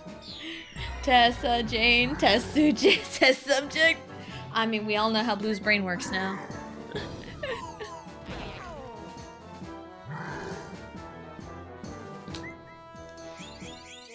Alright. 59 mini stars together. That's a lot of mini stars. Whew, man. That's crazy. Test subject. 18. Okay. This one's fine. I can do this one. This one's fine. We got this. Easy peasy lemon squeezy. Start! Of course, watch this time I make it without hitting the same block twice. Because the other day it was like, hey, here's a special challenge in the one mode. Where it's like, don't hit the same block twice. And I goofed right at the beginning. Whee! Ta-da! And that. I'm an enigma. I was playing Doodle Jump. Yeah. We're good. We're good here. It's fine. Everything is fine. Don't worry about it. I would say the money, but there's only mini stars in this game. There's no money in this game. Maybe that's why I hate it. There's no money here. There's no money to be made. There's no gambling to happen. Man, this is no Mario Party 3. But also Mario Party 9 messed up the trend that was about to set with Mario Parties 3 and 6. Mario Party 9 has a Bowser board.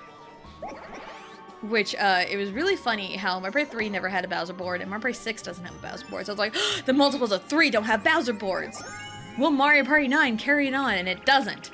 Because I was gonna say bastard child, but it's not a bastard child. It's not. It can be fun. It can be enjoyable. I probably prefer this in, like, small bursts.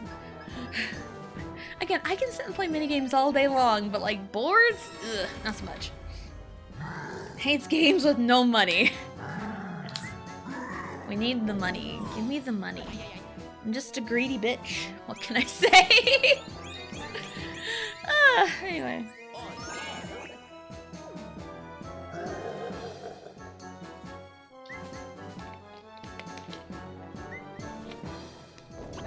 Fools. 'Tis I'm a fool. Fools! Excalibur, Excalibur, from the United K. I'm looking for heaven. I'm going to California. Soul Eater needs a reboot so bad. Soul Eater needs a reboot so bad. Please don't put me in this. Please do not, do not, do not. Rotary phone, please. Oh, thank goodness. Oh no, Luigi! Sad.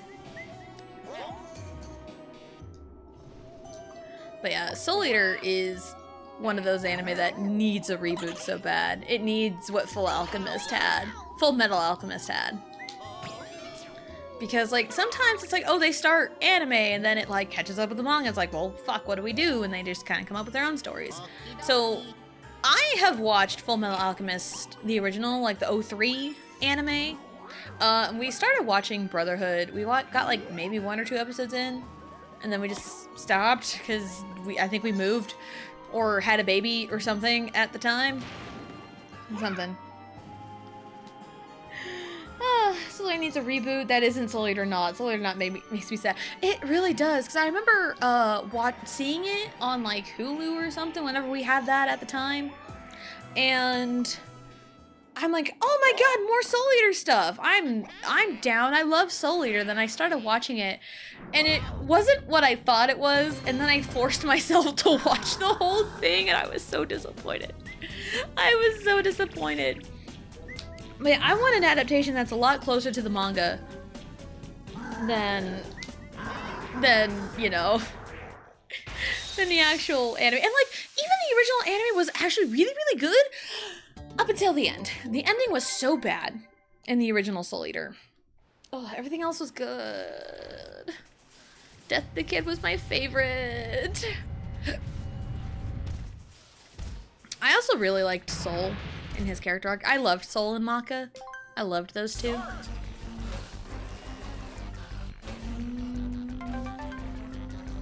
That one.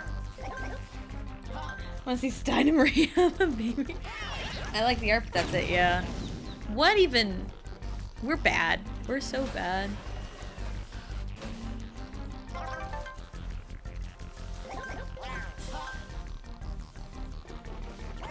My goodness! Why did we go with that one? Fine, fine, just to get a point on the board. Kid was my pipeline into dark-haired man. It's called that. Yes, what in the world is happening? Why are we all being stupid here? Oh my goodness, why are we all going for the same one? Stop! Stop it! Stop following me! Stop it! Stop it. Maybe if I go to the opposite side. Oh, Luigi. Fine, this boss battle is never gonna get finished. This is never gonna get finished. At this rate, it will not. I'm never gonna get any points here.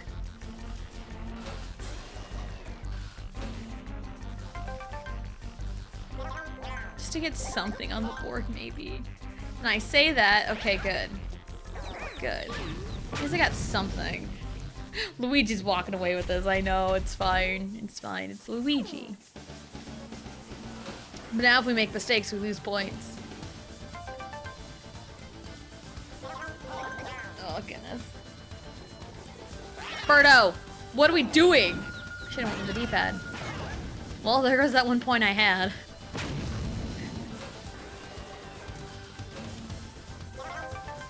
This is gonna end very badly. Yup. My god, why? Stop following me! I don't have points to lose!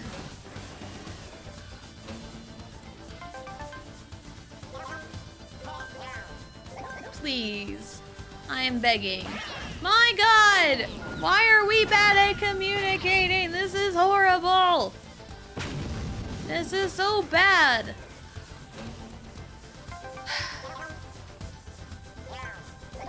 And it's like I like this boss fight, but jeez! Okay, finally, something. Something on the board. Maybe? I don't know. I don't know anymore, man. My brain's fried. Wow! Wow. We all got. We all got. Oh, man. Ugh. But yeah, Death the Kid. I did it. I did it. I got the final attack for what it's worth. Luigi's sleeper. He really is. Because everyone else won't stop following me. He also gets the captain bonus too, because he was the captain. So he definitely wrecked. He wrecked everyone and left. Yay. He did it, and he gets a good hefty captain bonus. I think he was like in last place too, with like mini stars, so that definitely helped him. Yay. Yay. Great job, everybody. Final chance. Dice block. I didn't use a single dice block, so that's not me. Not I! Alright. Yay. I also haven't really watched any like anime in a long time. It's like I have. Sometimes I forget with being like home alone at times. Like, you know, like I can like watch things that I want to watch. But like anime and stuff, but it's like I don't know. You know, it's like I don't know what I want to watch. I don't know what anime I want to watch. Costume change. Bam, we're a witch. We are a witch. And Riley appears to be awake from her nap because I didn't do Tato time at the normal time because she was sleeping. So, yay. I probably could have saved the costume change redeem for after, but it's fine. Hello, Vegito. Hello, hello, welcome in. Hope you're having a good day. Who's it gonna be? Who's it gonna be? It is Yoshi. Who's it gonna be? Who's it gonna be? He did it. Yoshi did it. He shook his butt. We did it. 62 mini stars. Again, there's no money to be had. It's only mini stars. I don't like it. I only earned 18 on route. That's kind of funny. Mini games. Lost in mini games. Bowser. I had a couple debate. Baby Bowser? Bowser Jr. My goodness. Yeah, I didn't use a single dice block. I rolled 9 times. That's pretty much it. Alright, we are gonna go back to the main menu because we're gonna take our break because I also need to pee. I also need to pee. It's Tato time, delayed Tato time. But she was napping, she was asleep, she's awake now. It's Tato time. I can also use a snack. But after we come back from our break, we're gonna... I think I could do the boss rush in the minigame mode, because I unlocked that. And then there's like some extra stuff. Like, let's just kind of show it. Yeah, there's these two, which I popped into here for a second. I'm like, oh, that could be fun. Yeah, there's Goomba Bowling and stuff, so... yeah, so we're probably gonna do like boss rush, then pop into extras just to show everything because I said I was gonna do that with the sub goal, so I'll show off everything. So yeah, Delado time, yes. So it's time for break. It's time to get up, stretch, go to the bathroom, grab a snack, do whatever it is you need to do, and we'll be right back.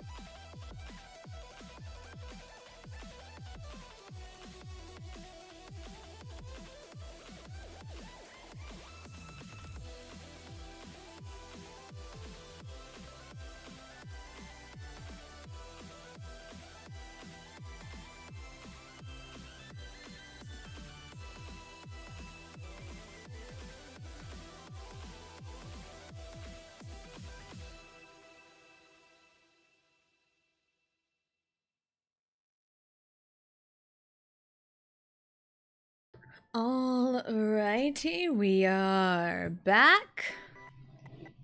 We're back, and the screen went dark. Yeah, we're back. Hooray. We did it. Thank you for all the links, Johnny. Thank you, thank you. Bruno, dang, no Encanto appreciation. I've never seen Encanto. I've never seen it. So I wouldn't know. Alright. Okay, so, minigame time. I have never done Boss Rush before. I've never done it before. Because I unlocked it on stream. So I think you unlock it after doing the solo mode. So let's be Daisy. We can have... Waluigi. Koopa. And... Peach. Ragtag crew here, but it's fine. Alright, let's do this. Let's do this. Welcome back, thank you. Alright, yeah, I've never seen this before. I mean, Boss Rush. There's usually Boss Rushes in games. So, welcome to Boss Rush! Wanna hear the rules? Sure. Players battle a series of bosses one after the other. Points are awarded based on the results of each boss battle. The player with the most points at the end wins! At the end of each boss battle, 5 points are awarded for first place, 3 for second, 2 for third, and 1 point for fourth place. Choose the type of boss battle you'd like to play. Oh, we can do all the mid-bosses, all the stage bosses, and then all bosses. Fuck it. Let's go all of them. Why not, right? Go big or go home! And I am already home. So we have no choice but to go big! Let's go, baby! So is this like random order, or do we have to do it in like the board order? So I don't know how this works, so we're just gonna do it. We're just gonna go with it.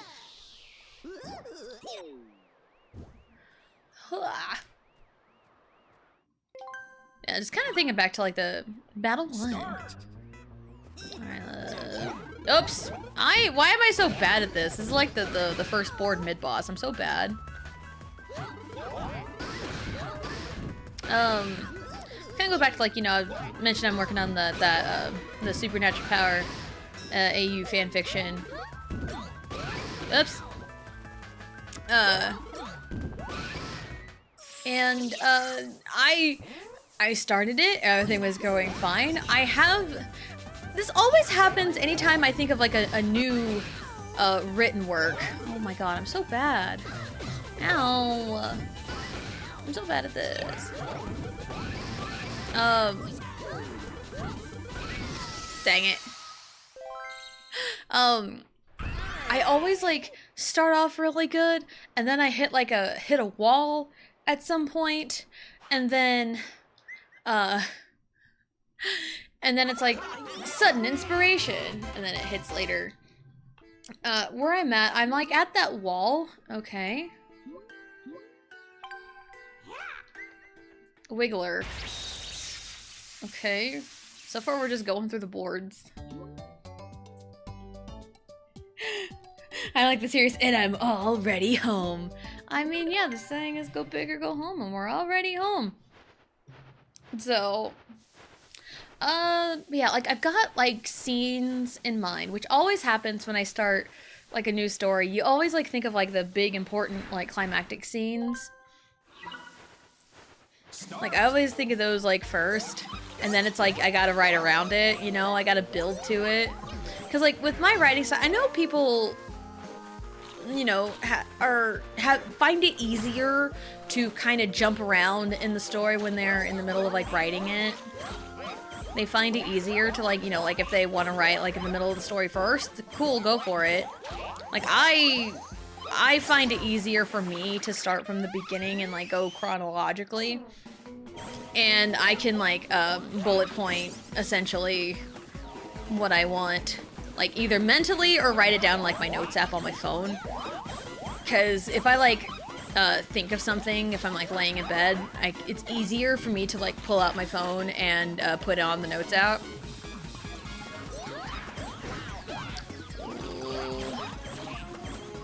Oh my god, stop it! Thank you. So yeah, I've kind of jotted down like a very rough outline for the Supernatural Power AU. It might be longer than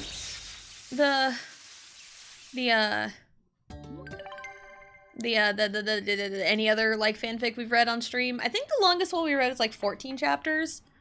I think of the current stuff. The longest story we've read was like 40 something chapters because that was the story. When It Rains was like 40 something chapters. And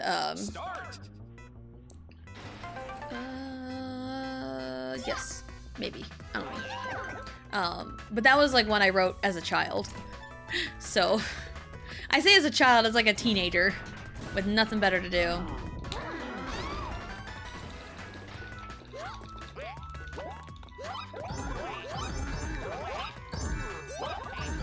Mashing buttons on the Wiimote feels so wrong.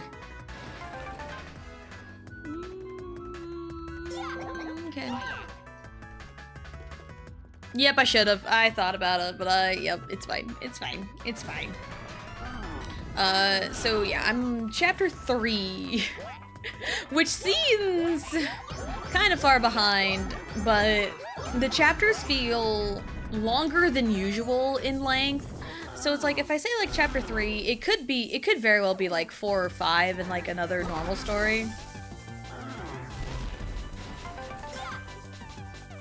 Okay. Well, I'm screwed. Love that for me. Love that for me, because I try to metagame it, and it's like, nope, you can't, you can't.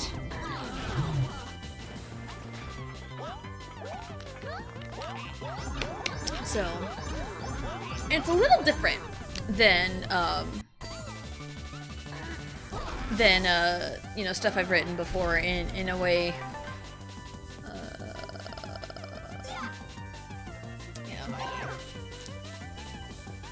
Cool. Love that. I've just gotten so screwed. Bash! Well, I got the final blow, so that helps, I guess. I don't know. Yeah. I got last, though, because I missed opportunities for points. Mitchell, that candy sassy. Alright, oh, yeah, it is in order! That's kinda lame, honestly. I feel like, okay, if you're gonna do a big old boss rush, right, if you're gonna do a big old boss rush mode, have like the same first boss, like the Lakitu mini boss would be fine to start with, and then end on Bowser. But then you gotta like mix it up! You know, you gotta mix it up! That's, okay, in Mario Kart Double Dash, there is a mode called the All Cup Tour, which I think is unlocked after you like get like all the cups and stuff. Why? I hate everything. I hate it here. I hate it here. I need to do what the opposite I would think to do. Because anytime I try to metagame it with anybody, anything, it always ends in disaster and I can't get any points.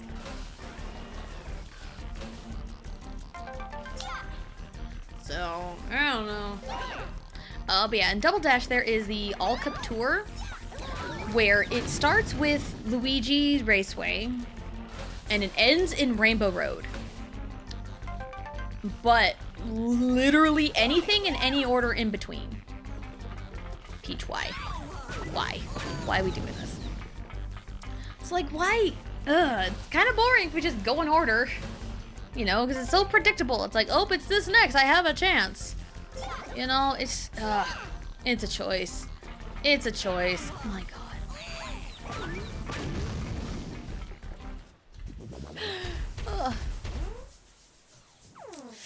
But yeah, I'm looking forward to like the story I want to tell. And like I had like ideas for the story, but I think I've got kind of a basic plot outline fleshed out in a way. Because I'm kind of pulling from like old ideas I've had about like similar AUs, like superpower AUs.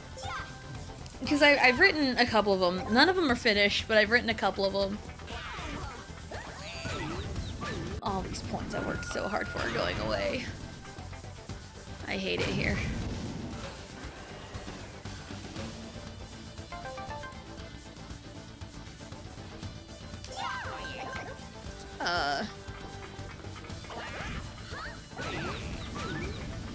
Okay.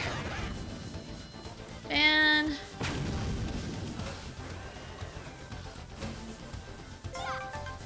Alright. So yeah, I've got the ideas.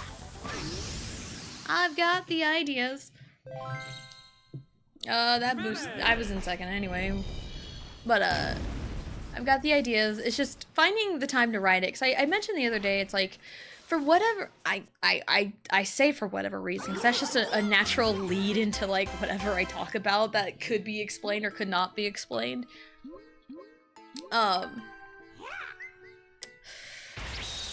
For, you know, specific reasons, springtime tends to be a not-so-great time for me. So it's like my motivations tend to be at a low point. You know, mood, overall mood. I talked about, like, seasonal depression. It's like, I'm not, like, you know, diagnosed with that. But, like, you know, the chances, you know... I mean, chances could be high, but also it's like seasonal depression is like typically in like the winter time because like, you know, you have like less sunlight in the winter time, shorter daylight hours. But like mine, if applicable, mine would show up in the springtime. Because again, I'm not diagnosed with anything and I don't claim to like self-diagnose because like, sometimes it's nice to like do a little bit of research to have like some semblance of an idea, but never like self-diagnose. Never do that. Like if you have a lot of concerns about things, definitely go to a professional for stuff. Red, green, blue, blue, yellow. Red, green, blue, blue.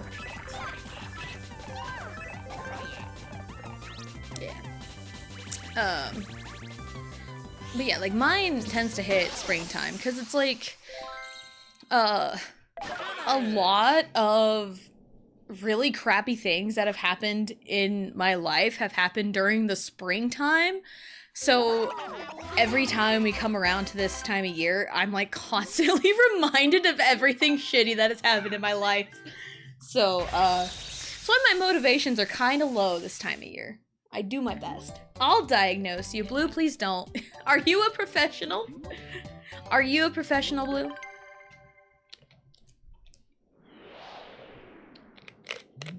So that's why I'm trying to find motivations to write. I can be. You know, trying to find... Start!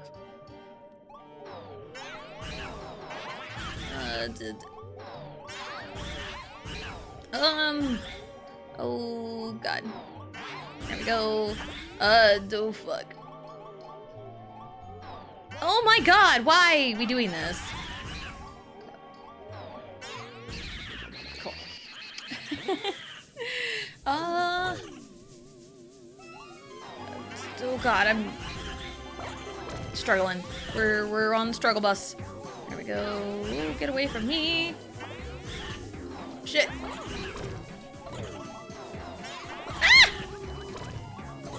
No! No! Stop! Ah, there we go. Get a... Oh man, look at that combo! I just dabbed. It wasn't like a big old dab, it was just a little baby dab. Professional at something. Do big news. I just got a brownie for Jersey Mike's that slaps. You got a brownie? Where's mine? Where's my brownie? cake yesterday, and I'm sad because there's no more right now.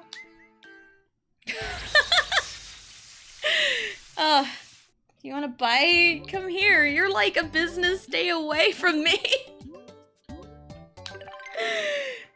Mint chocolate baby cakes? No! I did see like these like strawberry baby cakes around Valentine's Day. And I'm like, that's a choice. It probably wouldn't be terrible, but I never did get a box of them.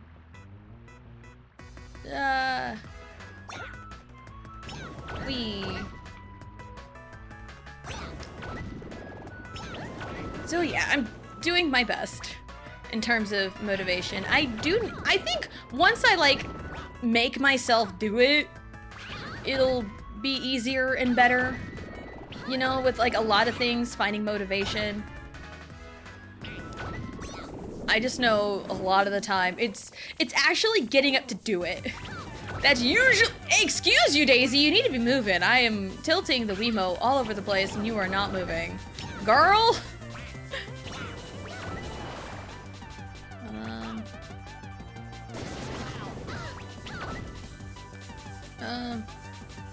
But yeah, it's like, for me, a lot of the time with like motivation, it's just actually, it's the act of actually starting to do it.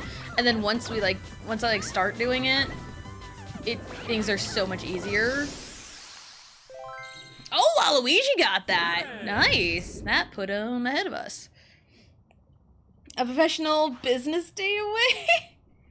I would say I'm a professional? Maybe? I don't know. I mean, without like revealing your location, I could get to you in like maybe 1 or 2 business days. Depending on the business. I hate this one. This one sucks. This one sucks because I can never see anything and things just pop up out of nowhere. The regular one just sucks because I find it boring. But yeah, I am also a grade A procrastinator. So I tend to procrastinate. But I think right now my big issues are that I need to find the motivation to get started. But once I get started, I'll be fine. That's usually how it goes. Excuse you, I hit that. Thank you. So I know how I am. I am very aware of my flaws. This is what I mean by things getting stupid.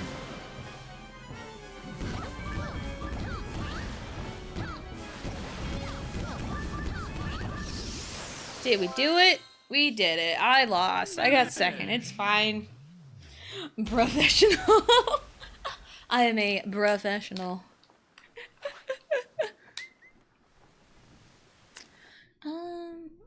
But I do kind of see the points don't add up till like later. Because no points have been added, it's just... It's been like, oh hey, here's kind of the deal here. Spike! I like Spike. Spike's great.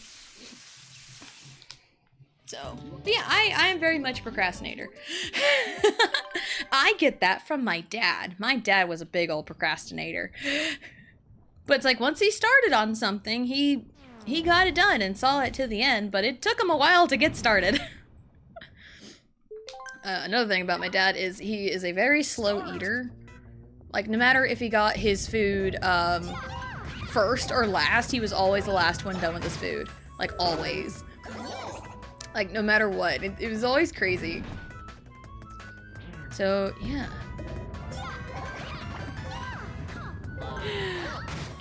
Woo! Yay!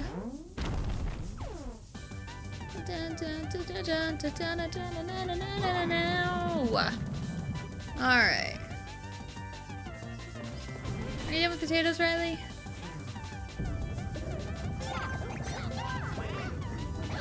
Almost done? Okay. Riley is almost done with potatoes. Ha-ha! Bitches! Only got one more left. Just any regular hit, honestly, will be good enough. Oh shit! Of course I'm the one to biff it. But I have enough points anyway, so it's fine. I made a no backseating spoilers bot message and a Xenoblade command that tells people not to spoil or backseat. I've confirmed the capture card is working. I'm ready. Let's go, Blue. Let's go. Yeah, I know nothing about Xenoblade X. I know like maybe a couple of characters, and I know they say no pawn instead of not pawn. That's really it. That is pretty much all I know. Alright, let's do this. So that is my extent of Xenoblade X. So, and I know like the combat system is similar to Xenoblade 1.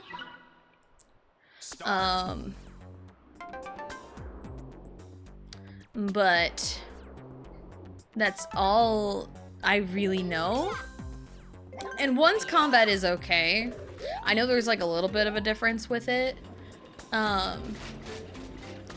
Like, I don't know with, like, the entirety of the gameplay, because I know it's, like, more open world than anything. That's, you know, all I really know without, like, any spoilers. I don't even know any spoilers.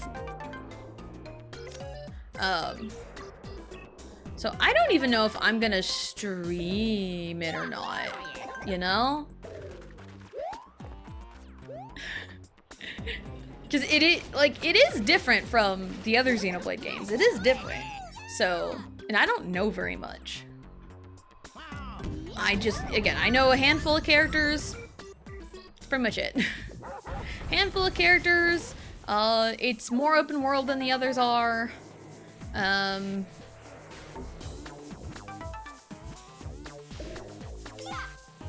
look at it for a second.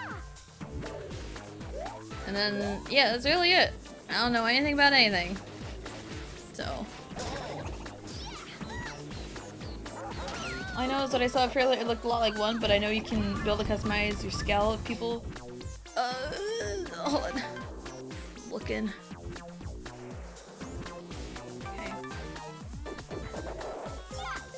Okay. People ruined my Xenoblade experience with this game like they did 1. I'm gonna crash out. Valid. You would be 100% valid. And there's a bot! There's a bot! Thank you, Blue. I appreciate you. Thank you. But yeah, I feel terrible that people did that to you. With 1. That was awful. Like, I'm really thankful no one really did that with me when I played through 1 2 years ago? Almost 2 years ago at this point. But I already knew the story of 1 going into it. And I'm very thankful no one came and like lore dumped and came in hot with spoilers. Cause like that's the worst thing when you're experiencing a game, especially for the first time. Like that is awful. All right, now we got the bows. The bows. My dude's called the Ben's house at Ricky's workshop and people were ready to slap me. Oh my goodness, very openly. Goodness. That's crazy. That is very crazy. But yeah, it's also just not a cool thing to do when...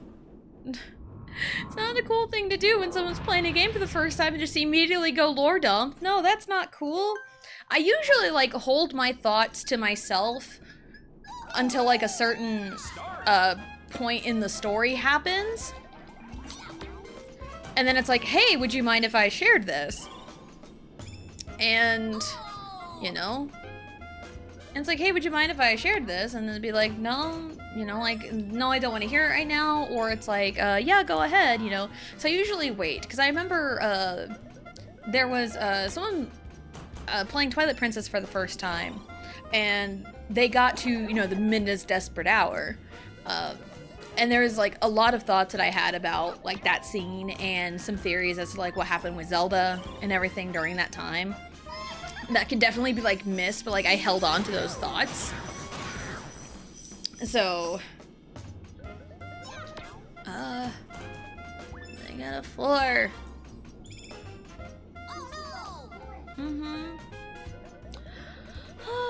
Riku, not Ricky. Ah, yeah, Riku's workshop. Yeah. Why are Noppon's names? Amphax is one named Riku. I don't know if they do. I know there's Tatsu, and I want to say he's hated. I couldn't tell you why, but that's all I know. I don't want to like dive anymore just in case I like accidentally spoil something that I'm not aware it's a spoiler. But like, I think there's one named Tatsu.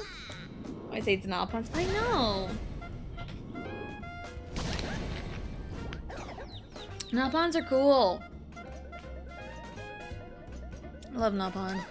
I love them. Riku is definitely like the best one, I think. Tor is cool only because of Cutie Pie. And Reiki is overhated. Underrated, overhated, I think. So, but Riku is definitely the best one. I love Riku.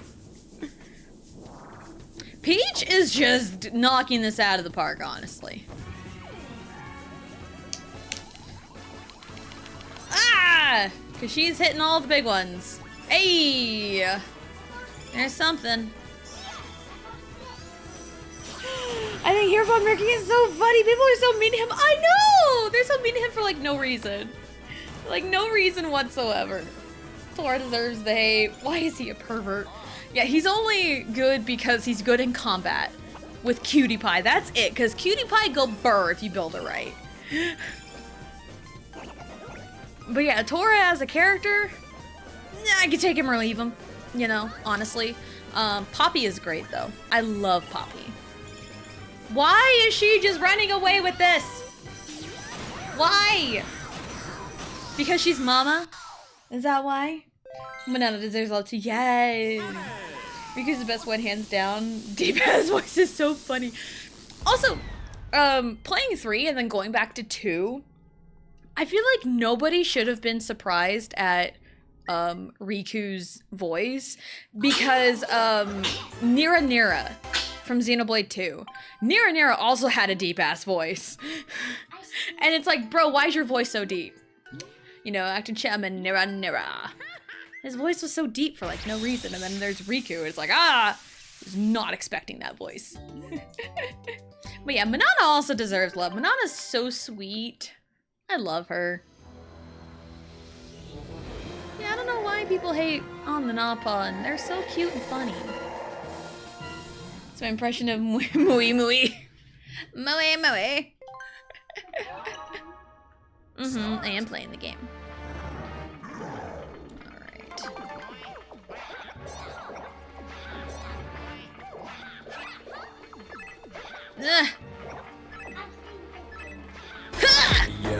Oh god. Ping, ping, double it get she. Frankenstein, short for the maniac. Maniac. Ha ha, whoa. We don't want the smoke. They're like, it's me, me. I'd have to hear it again. Oh man. That's great. I just love the Noppon. The character, honestly, like 2 has like my favorite cast of characters, but I'd probably have to go through 3 again. I know my husband started playing 3 again, but he hasn't been back. He hasn't gone back to it in a minute. He's in like chapter 3, 4, something. He's like mid-game. Speaking of deep voices, yes, Felix! Felix with that deep voice. And I go, oh, Mui Mui, support Tora forgot Mui Mui even existed. What is inside box? Sweets all treats all socks. It's like my favorite Tora thing. Ha! Oh, it was Bowser. It landed on Bowser. Why? Yes, Riley. I am playing the game. Yeah, my only real, like, good voice impression is, yeah, Peachy! Peachy's my only real good voice. It's the only one I can do reliably well. That's about it. It's Bowser! Roar, it's Bowser! Through the fire and the flames we carry. Ow.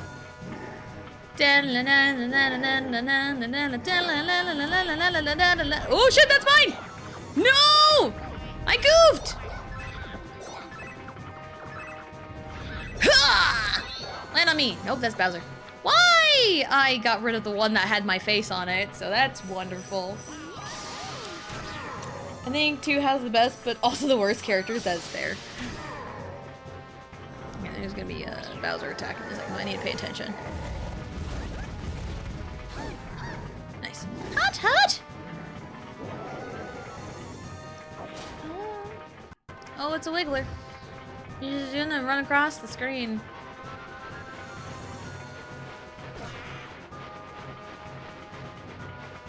I like development 2 and 3's characters. They go in places in 2 as characters either love or hate. Yeah, I agree. But 2 brought us the Zekinator, and I couldn't ask for anything more because we love Zeke around here.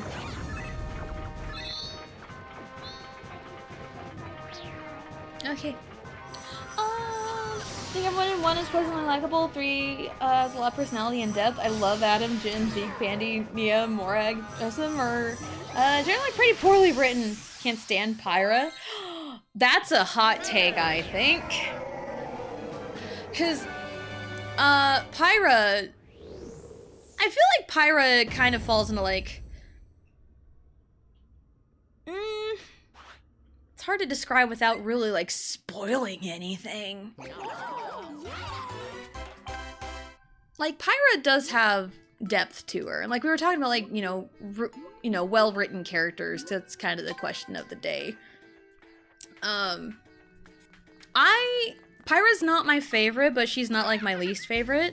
I like her. She's got her funny moments, especially in the beginning.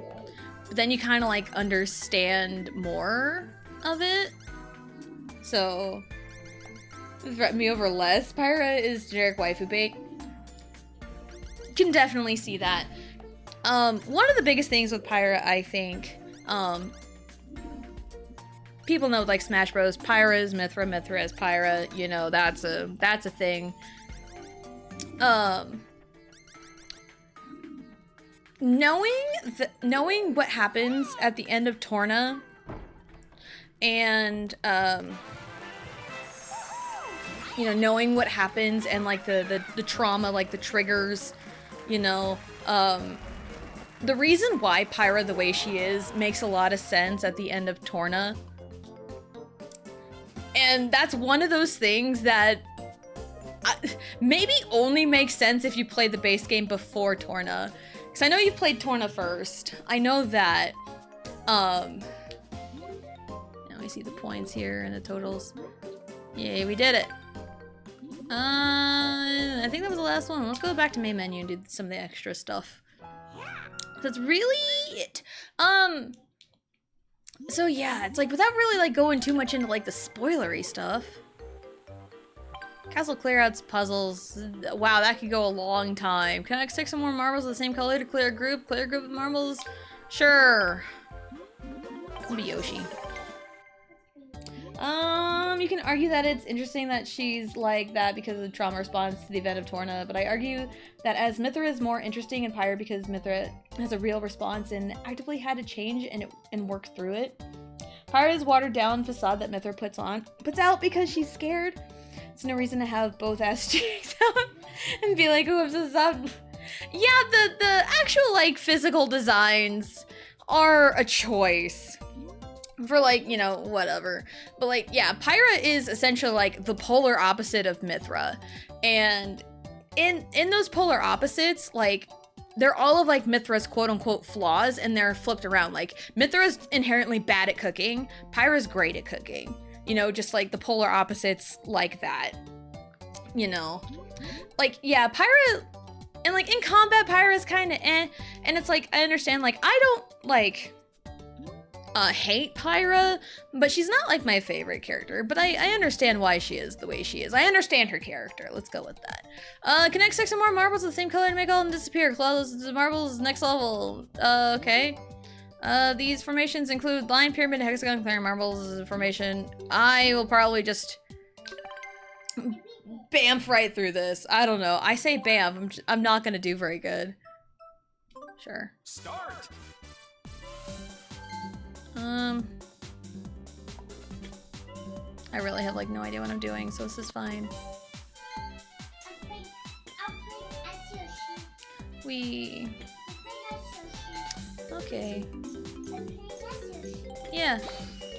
Alright, cool. Hey, we did it. Vision is a lesser version of Mithra, and that's the whole point too.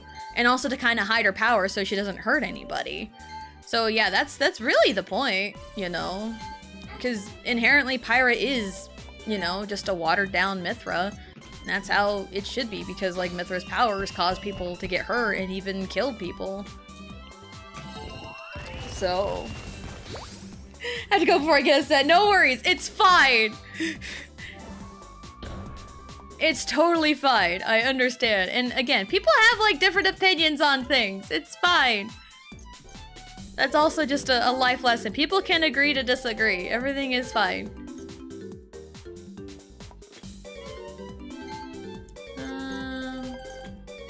Oops. Messed that one up. It's fine. Yay.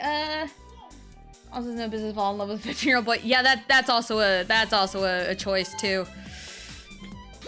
That is also a choice.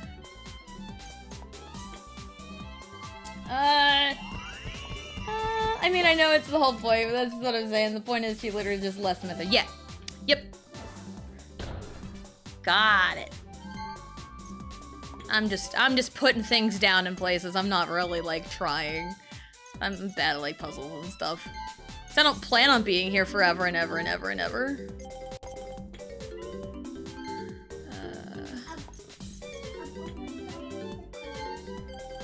Bam. Her existence is a shadow of someone else's, and she never really branches out to be anything more than a watered-down wife of Mithra. Yeah, I do think she kind of got robbed of that character growth in a way. So I agree there. I have different opinions on the internet. Hello, Garlic. Hello, hello, welcome in. Hope you're having a good day. And I know, right? But like, people can have different opinions and still get along and be friends. There you go. There's your controversial opinion that really shouldn't be controversial. So, there you go. Okay. Riley is playing along in some way, shape, or form. Alright.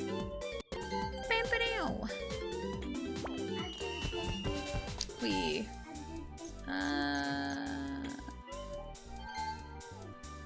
I don't know what's happening. I don't know what I'm doing, which is part of the course. Yeah, I did it. Da-da-da-da-da. Ah! I'm just putting things in places where I don't know where they go.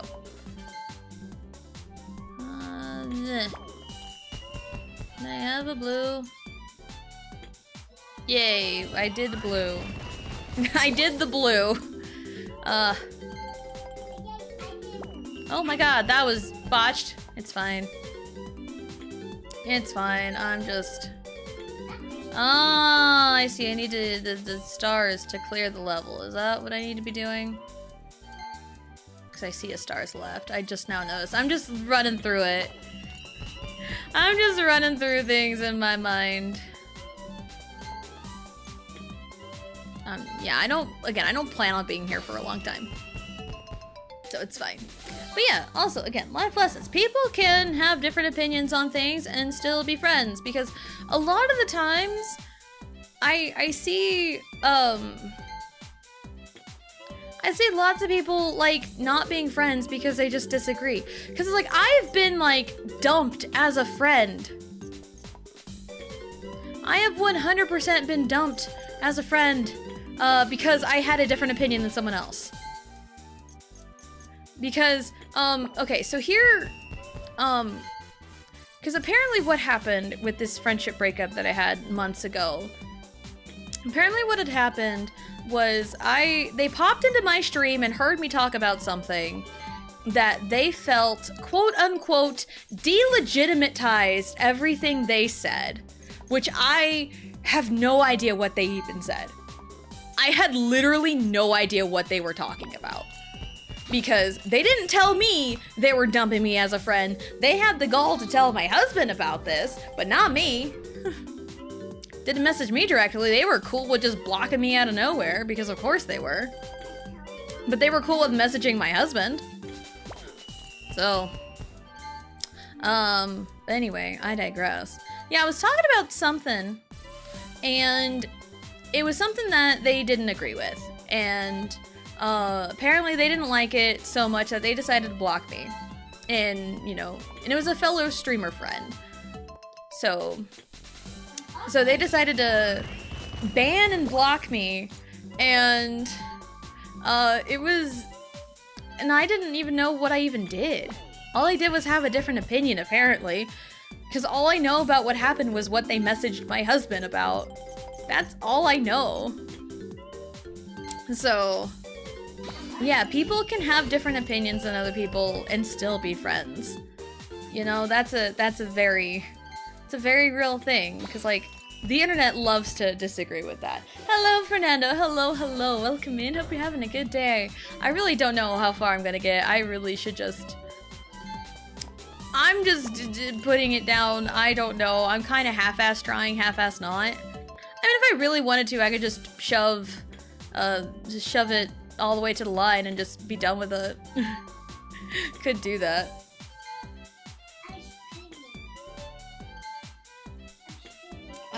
You don't like mint chocolate, black licorice, honey mustard smoothies? I'm unfollowing. Honey mustard smoothies? What the fuck is that? That sounds gross, actually. You dropped your spoon?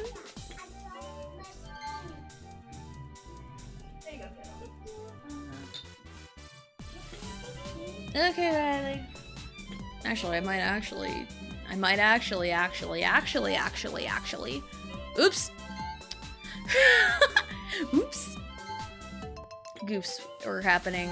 Not on purpose. This is not on purpose, by the way. I'm just being stupid. There we go. Okay, Riley. Riley's streaming right now. She wants everyone to know that.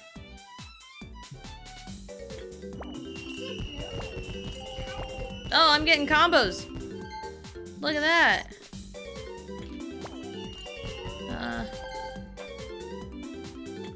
Oops. I don't know what's happening. Oh, my stars are all at the bottom. I can't. That's fine.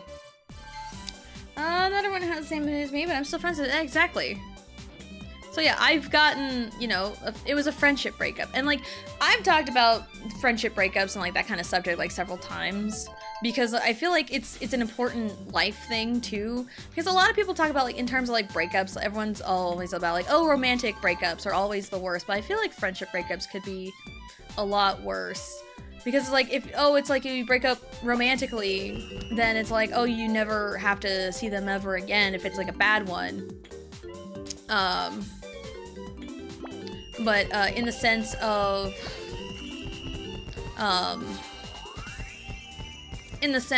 like friendships, people are still friends with like, you know, other people. So it's like you still have to like see them and you're constantly reminded of people. So, but yeah, and like this one like really came out of nowhere for me because it just happened all of a sudden, and it was allegedly because I said something that they didn't like and I disagreed with them on something. And like we weren't even talking face to face. They just took something I said the complete wrong way, apparently. Yeah. So, and it was just one of them things, you know. For instance, some people who prefer remix of games over the originals, like I do. Yeah, I mean, like, again, people, like, that's another thing, like, originals and remakes. Like, that's, because I've heard people on both sides of it. Some people prefer remakes, some people prefer originals. I think it just depends on the game. But I also know some kind of people that are assholes about the whole thing. Because I know people personally that are like, the original is so much better. It's so much better than the remakes. The remakes destroy everything. And, you know, it's just, you know, one of them things. Honey mustard smoothie is a bit too strong. I apologize. It's fine. It's actually kind of funny.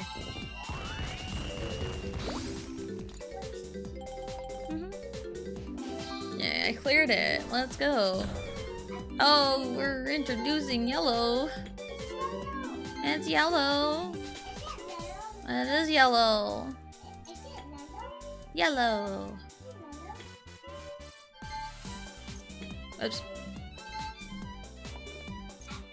I'm just gonna show that right there. It's fine.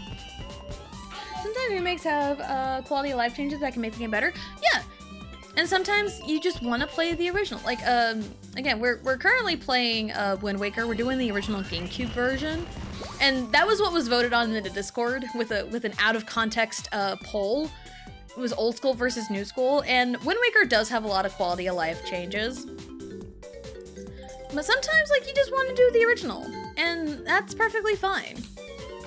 An example of, like, good remakes are, like, Final Fantasy VII, because they are expanding a lot on the story.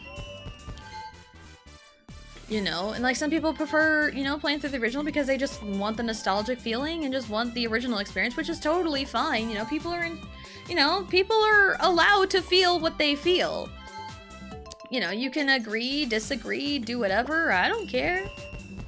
I don't care. Just let people feel the way they feel. You know? I just want to be done with this so we can just... You know, let's just hold down so we can be done. I'm tired of this. I'm tired of this, Grandpa! Well, I did a thing. By just holding down. I make a lot of dumb food jokes, but I try not to do that if a streamer is easily disgusted or by weird food combinations. Let me know if I... No, you're fine. You're fine. It was just like, whoa, that's... You know, it's fine. Not a big deal. But yeah, if something bothers me, I'll say something. Blue's probably streaming right now, kiddo. We're probably gonna go raid her after we're done, because we're gonna finish this up and do the perspective thingy. And then after we do the perspective thingy, we're done. Get me out of here. I just want out of here, please. Just get me out of here. Just get me out of here. No, that's not out of here. I'm trying to fail. I'm not being very successful at failing. I can just quit, honestly.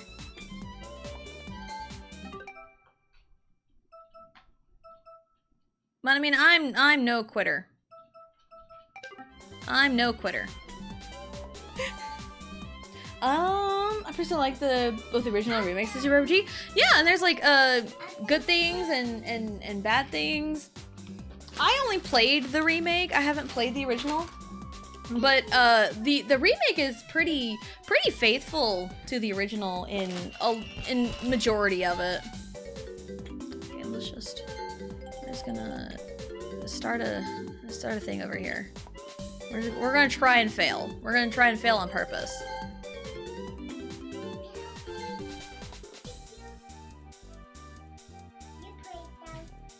Okay, right. Good job, Riley. Okay. Yeah, we're just gonna try and fail on purpose by doing this. Thank you, Riley. Okay. Yeah, there we go. This is working out pretty good to fail on purpose. Okay, come on. We need to build a... Oh no, that's not a... Let's do that.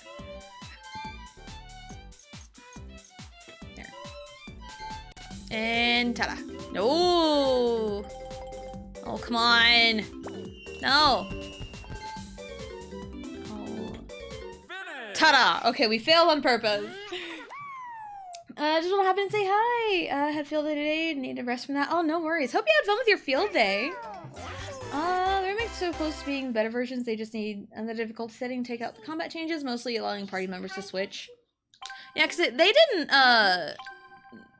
you couldn't switch in combat in the original, right?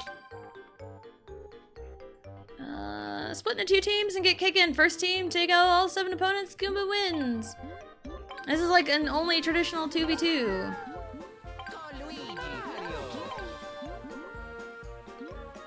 Oh, we can choose teams. It's fine. It's fine. We can start this. Metal, Fire Red Leaf Green. Those are really good remakes. I know a lot of people, the best like Pokemon remakes are Heart Gold, Soul Silver, and they are very good remakes. Yes, original Mario RPGs and all swapping in battle. Yeah, I feel like it makes the game a bit too easy. It wasn't too bad. You know, I've had some points of struggle, I think. I didn't even look at anything, so this is gonna be fun. I didn't even read through, but like, I think, okay. I would imagine, okay, yeah. That's an odd combo. 1 to shoot, 2 to pass and steal. That is a very odd combo. That is a very odd button combination. You'd think 1 would be to steal, cause like, in typically, cause I'm hitting 1 to steal, cause like, holding a Wiimote sideways, 2 is like your A button, and 1 is like your B button. So it's like, oh, B is usually the steal button. But that is a very odd button combo. Go, Luigi, go. No. Yeah, I'm like instinctively pressing 1 to try and steal. This feels so awkward. To press 2 to steal. 1 more left, it's fine. Have an easy normal difficulty option. I don't understand why they didn't add like hard when you can't swap. Yeah, they probably could have done something with that, but I think it's fine the way it is, personally. And like, not all games need like a stupid easy, like a stupid hard difficulty option. Not all games need that. And for what Mario RPG is, maybe it doesn't need that. You can probably do like self-imposed challenges in that way. But it's like, I think it's fine the way it is. We've already done Goomba Bowling. We can do it again. Hold on, it says it takes 15 to 30 minutes.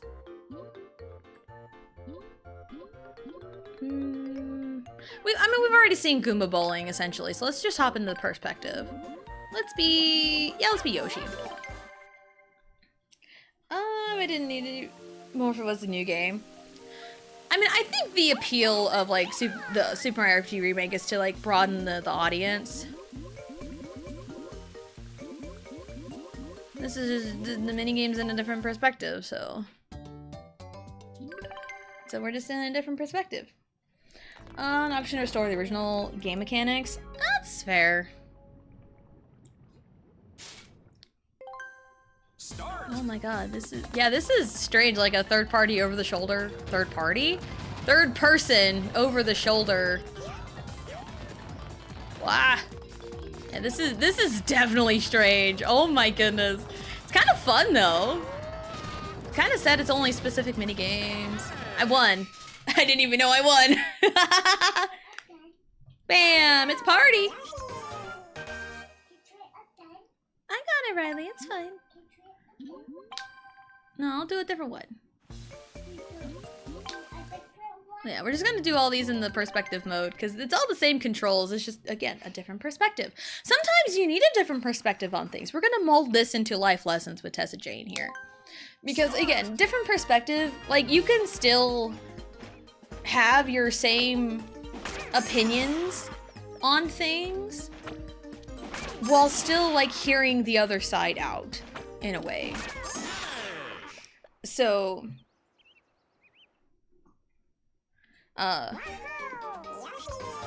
like, I'm willing to, like, hear someone's opinion while still, like, sticking to my guns.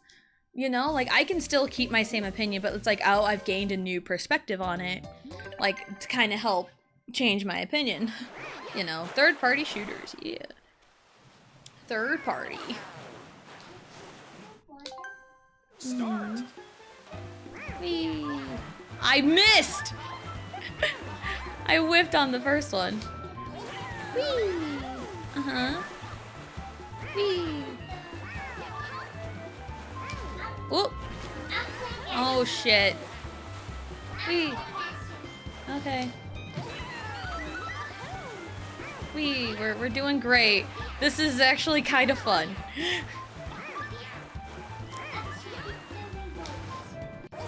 Whee!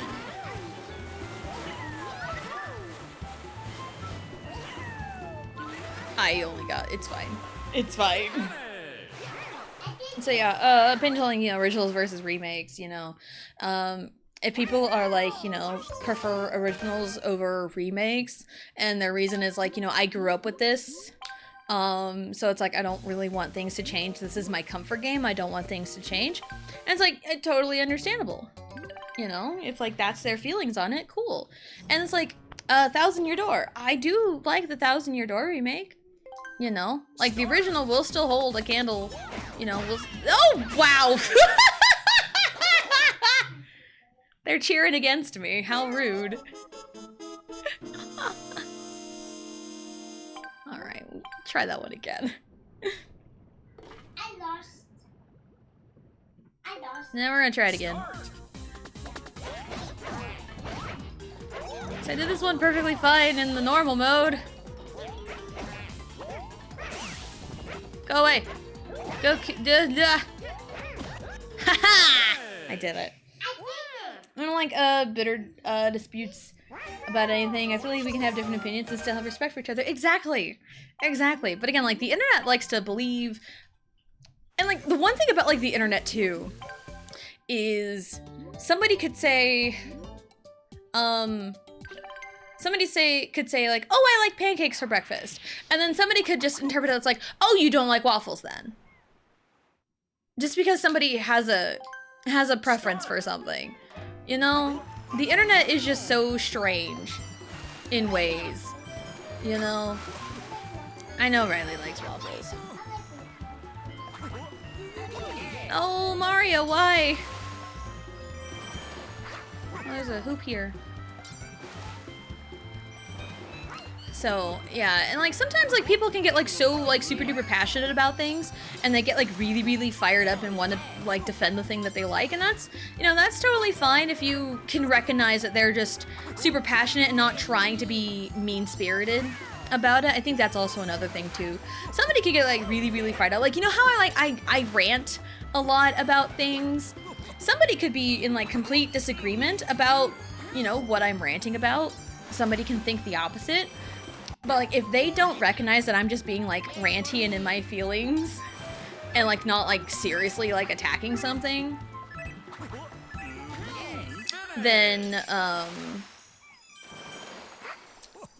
it's like, oh, they're gonna be super defensive. But if they like recognize like, oh, hey, it's just in good fun, I'm just ranting because I just wanted to rant, then like I think they can you know, be cool with like seeing a different perspective from someone, you know?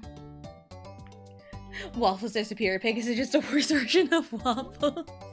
I love pancakes, and you obviously hate waffles, and hate anyone who hates waffles and plotting to bring every waffle company to its knees and make waffles make loose jobs. Yeah, I know, exactly. Yeah, that's usually how the internet is. I see it especially on like Twitter and TikTok. TikTok is also really bad about like comments like that too. Start. Oh, that's a not. Wow! Oh, that's a. Just gonna mind my own business. Just chill up top here. Is there really any way to tell? Oh, that's a Goldie. I don't really think there's any real way to tell what something's gonna be until it happens. But yeah, that's a lot of like the internet. It's like, oh, you don't like something, oh, or it's like, oh, you prefer this, oh, you must hate that. It's either like one end or the other, and it's so stupid. It's like, oh, I prefer, you know, Mario Party 3. Mario Party 3 is my favorite. It's like, oh, so you hate the other Mario Party. It's like, that's stupid. I like pancakes. And it's like, oh, I prefer Daisy. It's like, oh, you hate Peach then. Because Peach is like right there. Start. What the?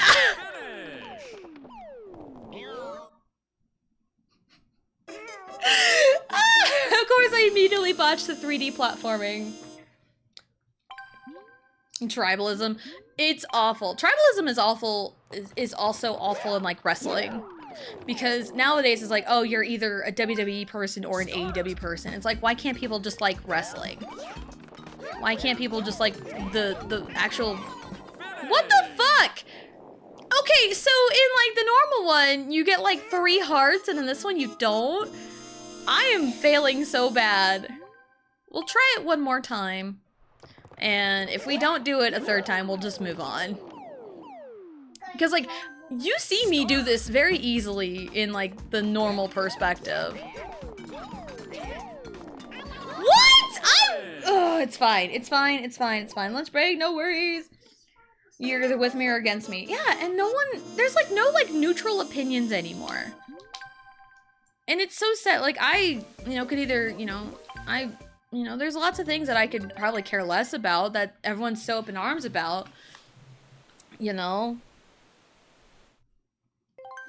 Start. Okay. Okay.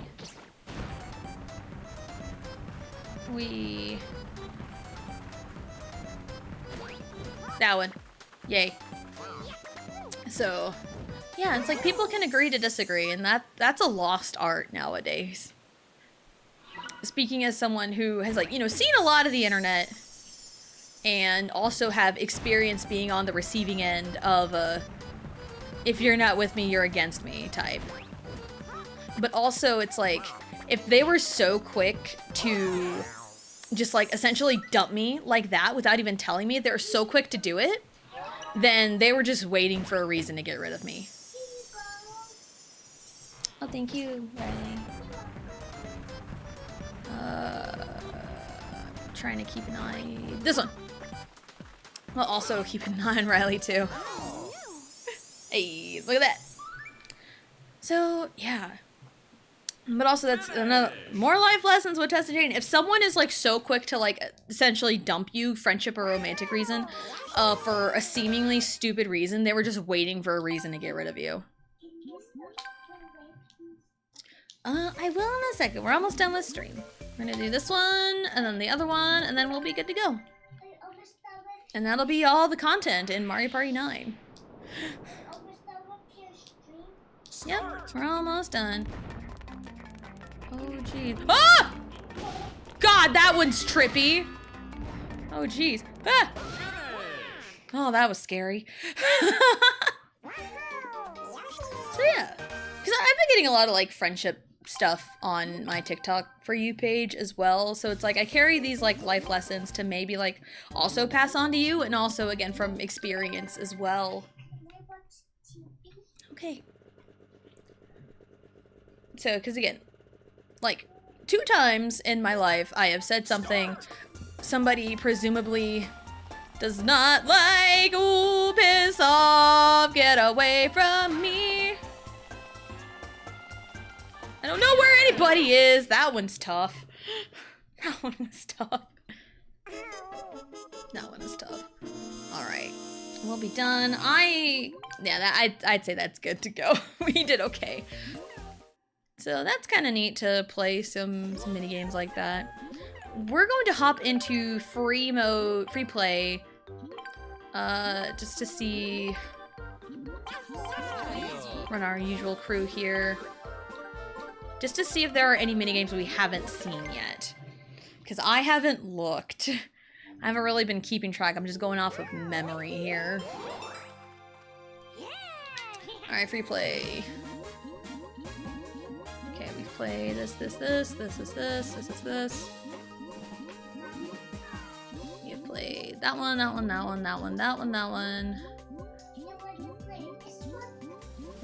Okay. We played that one. Played that one like 1 time, I think. Yeah, look at all of these mini games here. And with how the boards are set up, we hardly ever play these mini games. It's stupid. Bowser Jr. Played that one. Haven't played that one. And that one. We have not played this one. It's putting me with Mario. Love that. Work with your teammate to catch Bowser Jr. as he races around the maze. Oh, I didn't even look at the controls. I'm sure it's just move. I'll fix it later, Riley, okay? Alright. Okay, Mario, let's do wonders. He's going that way. Where? Oh, he's up there. He's up there. He's up there. No, he went. Where did he go? This one's hard. Where is he? Oh, he's up there. Alright. He's going. He's just going. This one's tough. Wow. That one's hard to even coordinate, even with a human. That one's rough. Dang. That was rough. Alright, we play all dealers. 1v rivals. There's really not many. Yes, yes, yes, yes. Yes, yes, yes, yes, yes, and yes. Again, we've played like most of these ones like one time. And then we've done all the boss battles, even the DK ones. So, yeah. Like, all of these mini games, no traditional 2v2s, and like with the boards, with the way the boards are set up, you hardly get to play any of these really, really good mini games. So it's really just a shame with the way it's set up. But with that, Mario Party 9 comes to an end. Is there anything in the museum I can buy? Just so I have it for later. I don't know, man. Because we bought all this. We got, you know, all this shit. I bought it after solo mode. Vehicles.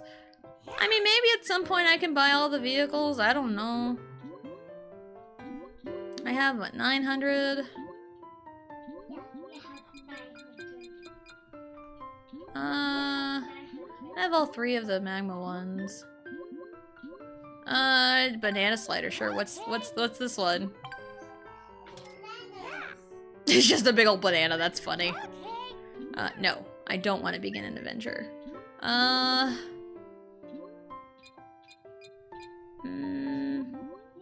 What's the other King Boo one?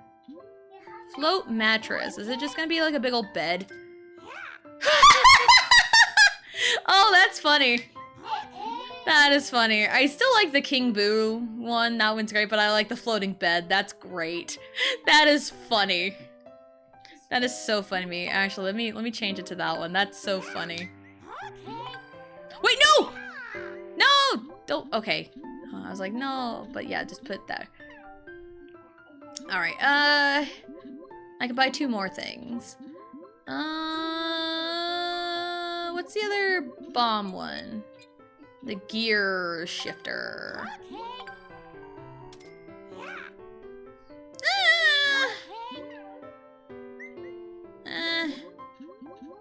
One more. Blooper boat kind of looks interesting. Let's get it. Probably a big old blooper. Oh, that's kind of cute. That's kind of neat. Alright. That'll be it for today. Yep, and with that, we are done with Mario Party 9. Now, as for what's next in the Mario Party slot, Tuesday, Thursday, I have no clue. I have 0 idea what's next. We might just kind of go back to some of the OGs, and we'll go from there. I don't know. I don't know yet. We'll figure it out. Yes, Riley. That'll be it for today. Is it blue? Riley. Alright. Schedule for the week. What's today? Thursday. Tomorrow we go back to Wind Waker. The original Wind Waker. We just got the Nehru's Pearl from Jaboon. And our next, like, objective is to, like, put the pearls in the Triangle Islands. But I'm gonna be doing some side stuff because I plan to try and 100% the game. So there's still stuff to do. And then Monday, we beat Okami on Monday. So I don't know if it's gonna be a one-off on Monday or we're gonna start the next long project. Because I have like 2 games in mind for the Monday slot, but I haven't decided on which one I want to do yet. But we might do some one-offs until I'm like ready for it. But yeah, Mondays will be like an RPG, Tuesdays and Thursdays will be some kind of Mario Party, and Wednesdays and Fridays will be Wind Waker. Wednesdays have been kind of the best days to do Portal, so my best guess is we're gonna actually finish Portal Wednesday if my laptop will allow it, because it was so bad. I feel horrible about my laptop's lack of power. I feel real bad about it. But we're gonna go raid Royal Blue. She's starting Xenoblade Chronicles X. So, if you know anything about Xenoblade Chronicles X, please, please, please do not spoil it, because I don't know anything either. She's playing it for the first time. I'm gonna see kind of it for the first time. I don't even know picking up the game. I don't even know if we're gonna do it this weekend or not. I have, like, no clue. So, please be kind for spoilers. Raid message. What should the raid message be?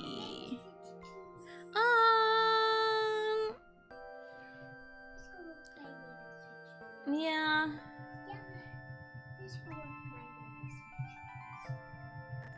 Raid message, please. If you are subbed to me, you can use my emotes. If you are not, use whatever emotes you want. If I can type, that'd be great. So yeah, we're gonna go raid Royal Blue. She's starting Xenoblade Chronicles X. So yeah.